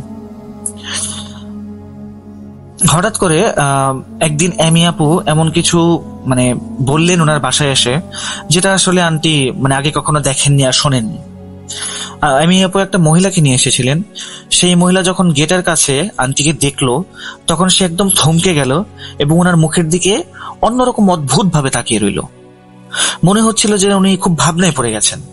তারপর হঠাৎ যেন তার ভাবনা থেকে সে বেরিয়ে এলো এবং ভেতরে এসে বসলো। উনি বললেন যে অ্যামি আপু বললেন যে এটা আমার বোন, তো সে আর খুব প্রবলেম ফেস করছে তোকে, সেই কারণে আপনাকে এখানে নিয়ে এসেছি। এবং আমাকে ওই মহিলাটার সাথে পরিচয় করে দিল এবং বললেন যে উনি একজন আধ্যাত্মিক চিকিৎসক। আমি ওই মহিলার দিকে তীক্ষ্ণ দৃষ্টিতে তাকালাম, এবং আমার বোনের দিকেও উনি এটা বললেন যে উনি ওনার বোনের দিকেও তীক্ষ্ণ দৃষ্টিতে তাকিয়েছিলেন, যেমন বলছেন যে তুমি আসলে এগুলো কি শুরু করেছো। কারণ আন্টি আগেই ওনার বোনকে বলেছিলেন যে উনি এই সমস্ত বিষয়ে রাজি নেই, ওনার নির্দিষ্ট কিছু বিশ্বাস আছে। কিন্তু সেই মহিলা ওনার দিকে তাকিয়ে বললেন কি, তুমি অ্যামির উপরে রাগ করো না, তোমার নিজের কাজের উপরে মনোযোগ দাও। শোনো, তোমার উপর কিছু গুরুতর জাদু চলছে, আর তুমি যদি এটা ঠিক না করো তাহলে তোমার ব্যাপারটা ভীষণ জটিল হয়ে যাবে। তারপরে আন্টি সেই মহিলার দিকে তাকিয়ে বললেন কি,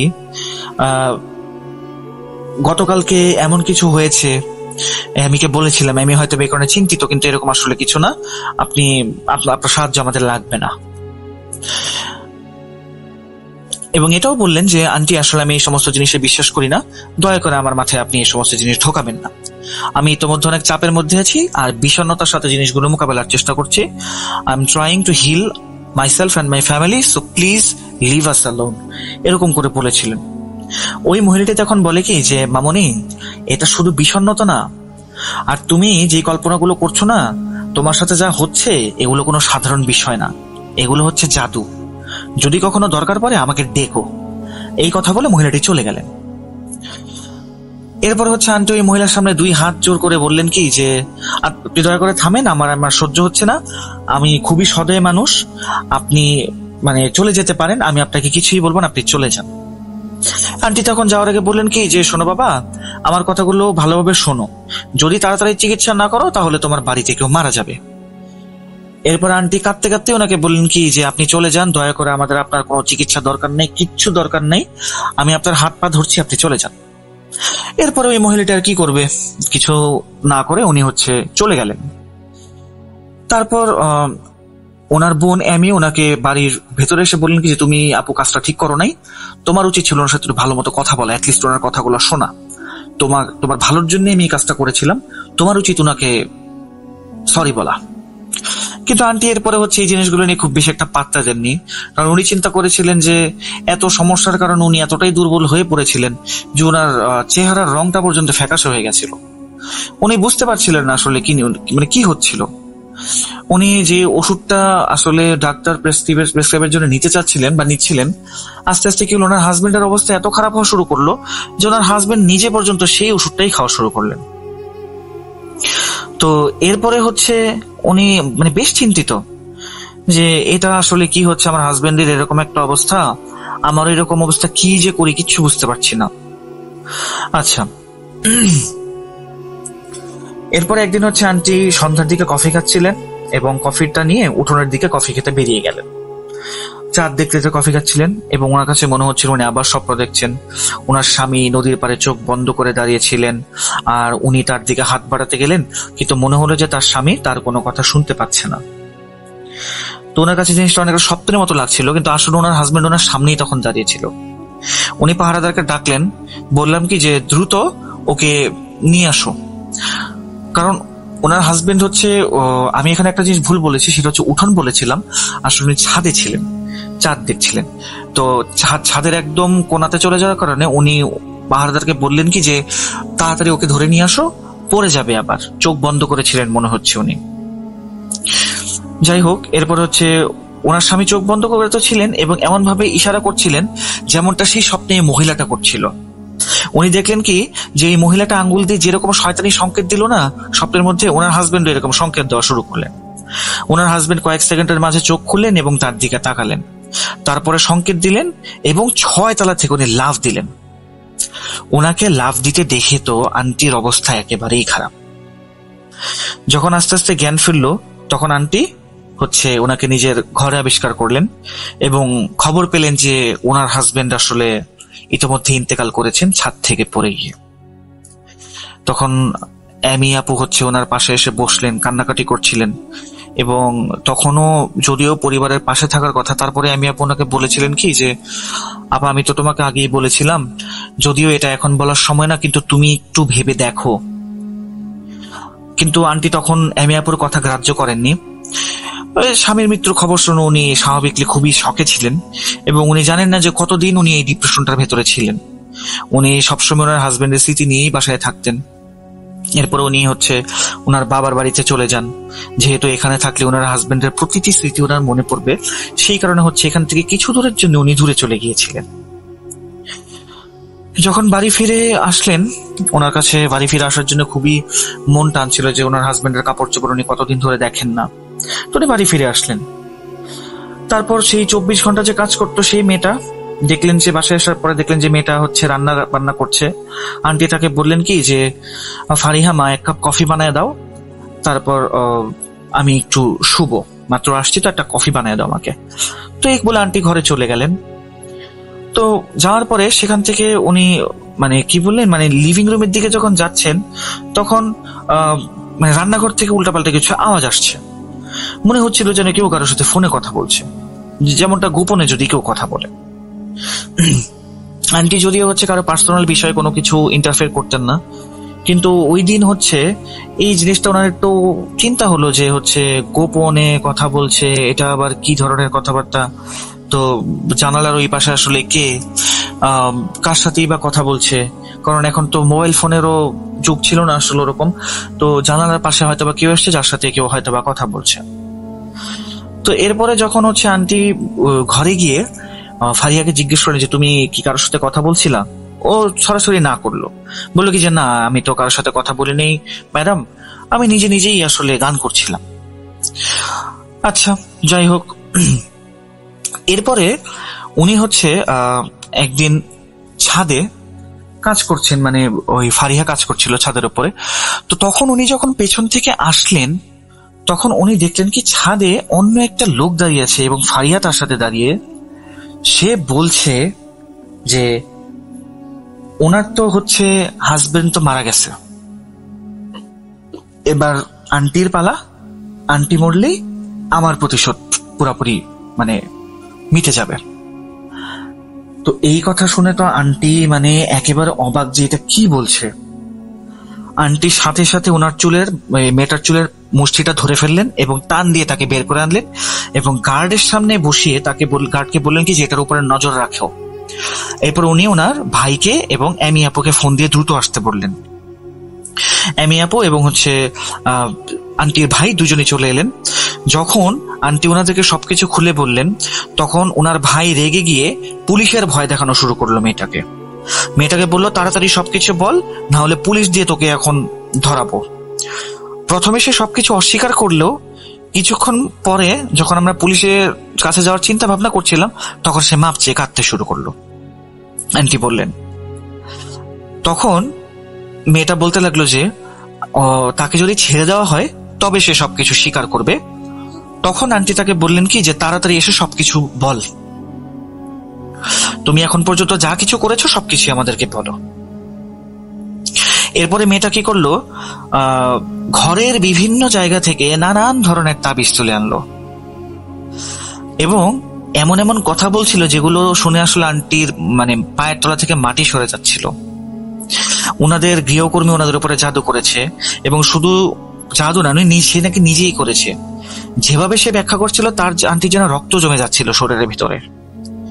সে বলছিল আন্টিদের উপরে শুধুমাত্র সাধারণ জিনিস দিয়ে কালো জাদু করে নাই, সে বালিশের মধ্যে করেছে, বিছানার নিচে, আলমারির মধ্যে, এমনকি মাটির ভেতরেও করেছে। আন্টি বললেন কি যে আর যে তাবিজগুলো আছে সবগুলি বের কর। 15-20 মিনিট পরে সে তাবিজগুলো সব আবার বের করে নিয়ে আসলো, টেবিলের উপরে রেখে দিলেন। আন্টি হচ্ছে মাথায় হাত ধরে বসে পড়লেন। তারপরে আন্টির ভাই দ্রুত ওই মেয়েটাকে বললো কি আর কি কি সমস্যা আছে সবকিছু বের কর, আর তুই এটা কেন করেছিস বল। সে বলতে শুরু করলো যে সে মৃতদেহের কাটা এবং ছাই মিশিয়ে নাকি আন্টিদেরকে এবং তাদের পুরো পরিবারকেই খাওয়াতেন ওই জাদুকর মেয়েটা। সেই মুহূর্তেও নাকি আন্টির হাতে কফি ছিল, কফির মগটা আন্টির হাত থেকে পড়ে গেল এবং আন্টি বমি করতে চাচ্ছিলেন। এমন সময় তার আন্টির ভাই বললেন কি দ্রুত অন্য কিছু নিয়ে আসতে, যেন ভেতরে গিয়ে কফির ক্যান খুলে আনতে বললেন আর কি। ক্যানটি খুলে দেখা গেল আসলেই সেখানে হচ্ছে হাড় জাতীয় কিছু একটা ছিল। মানে একটার পর একটা শকিং নিউজ আর কি। মেয়েটা বলেছিল যে আপনার যেই বাচ্চাটা ছিল সেটাকে আমিই মেরেছি, আপনার স্বামীকে আমিই মেরেছি। আমি আন্টি এই কথা শোনার পরে আন্টি চিন্তা করছিলেন কি যে আমার জীবনে এটা কি হলো, আসলে এটা কেন হলো। এই কথা চিন্তা করে আন্টি হচ্ছে মেয়েটার গালে গিয়ে একটা জোরে থাপ্পড় মারলেন এবং বললেন কি যে তুই এটা কেন করলি, আমরা তো তোর যত্ন নিতাম, তুই আমাদের বাড়িতে খাইতি, তুই আমাদের বাড়িতে থাকতি, তোরে তো কোনো কিছুর অভাব রাখি নাই, তুই এই কাজ কেন করলি। ফারিয়া বলতে শুরু করলো যে আমি এসব করেছি রিভেঞ্জ নেওয়ার জন্য বা প্রতিশোধ নেওয়ার জন্য। আন্টি জিজ্ঞেস করলেন যে কিসের প্রতিশোধ। সে বলল কি আমি সেই দারোয়ানের মেয়ে যাদেরকে তোমরা চোরের সাথে বা ডাকাতের সাথে সংযোগ আছে সন্দেহ করে বের করে দিয়েছিলে, আমি তার মেয়ে। আমার বাবা এই ঘটনার পরে এতটা লজ্জায় পড়েছিল যে এলাকায় জানাজানি হওয়ার পর আমার বাবা কোনো ধরনের কোনো কাজ আর পান নাই, আমাদের ভাই বোনদের ভরণ পোষণ উনি করতে পারেন নাই এবং এই কষ্টে একদিন উনি আত্মহত্যা করেন। তো এই কথা শুনে আন্টি তো মানে একেবারে চুপ। মেয়েটি পরে বলছে কি যে, আর আমার বাবা এইভাবে মারা যাওয়ার পরে কি আমি প্রতিশোধ নিব না? তোমরা যদি আর কিছুদিন অপেক্ষা করতে, তাহলে তোমরাও মারা যেতে সবাই। মেয়েটার মুখে এই কথা শুনে আন্টির মুখে আর কোনো কথা নেই। এরপরে সেই মেয়েটাকে ওনারা বাসা থেকে বের করে দেয় এবং হুজুর ডেকে এনে বাসায় কোরআন খতম দেওয়ায় এবং সদকা দেওয়ার মাধ্যমে হুজুর বলেন যে এরপরে আর ওনাদের বাসায় কোনো কালো জাদুর কোনো কিছু ছিল না। কিন্তু আন্টি আসলে আজও বুঝতে পারেন না যে কি এমন অন্যায়টা তাদের মাধ্যমে হলো, বা এটাও চিন্তা করেন মাঝে মাঝে যে হয়তো বাড়ির একটু খোঁজখবর নেওয়া উচিত ছিল যে ডাকাতির সম্পর্কটা আসলে কি ছিল। তো এই ছিল আজকের ঘটনা। আপনাদের কাছে ভালো লাগলে ধন্যবাদ, আর যদি ভালো না লাগে তাহলে আমি দুঃখিত। ভূত.com কে জন্মদিনের শুভেচ্ছা। ভালো থাকবেন সকলে। আল্লাহ হাফেজ। Welcome back. আপনাদের সবাইকে স্বাগত জানাচ্ছি আমি রাসেল। আশা করছি আপনারা সবাই ভালো আছেন, ভালোর দলে আছেন। শুনছিলেন ভূত.com এর আজকের যে এপিসোডটি, তার শেষ ঘটনাটি। আমরা এখন বিদায় নেব। বিদায় নেবার আগে জানিয়ে যাই যে সামনেই ঈদ, কিন্তু মনে হচ্ছে যে বেশ দূরেই আছে ঈদ, কিন্তু ভেতরে ভেতরে কিন্তু আমাদের অনেকেরই প্রস্তুতি নেওয়া শুরু হয়ে গেছে। সুতরাং বুঝতেই পারছেন আমাকেও প্রস্তুতি নিতে হবে, কারণ ঈদের সময় আমি দারুণ কিছু এপিসোড উপহার দিতে চাই, দারুণ কিছু ঘটনা আপনাদের সামনে নিয়ে আসতে চাই। আর সেই কারণেই যারা এখনও আমাকে ঘটনা পাঠাননি তারা পাঠিয়ে দিন। আমাদের ইমেল অ্যাড্রেস rasel.bhoot.com@gmail.com। দেরি করবেন না, সময় বেশি নেই। আমরা আজকের মতো বিদায় নিচ্ছি। সকলে ভালো থাকবেন, সুস্থ থাকবেন, মোস্ট ইম্পর্টেন্টলি ভূত.com এর সাথে থাকবেন, সেই আশা করেই আজকের মতো বিদায় নিচ্ছি। আল্লাহ হাফেজ।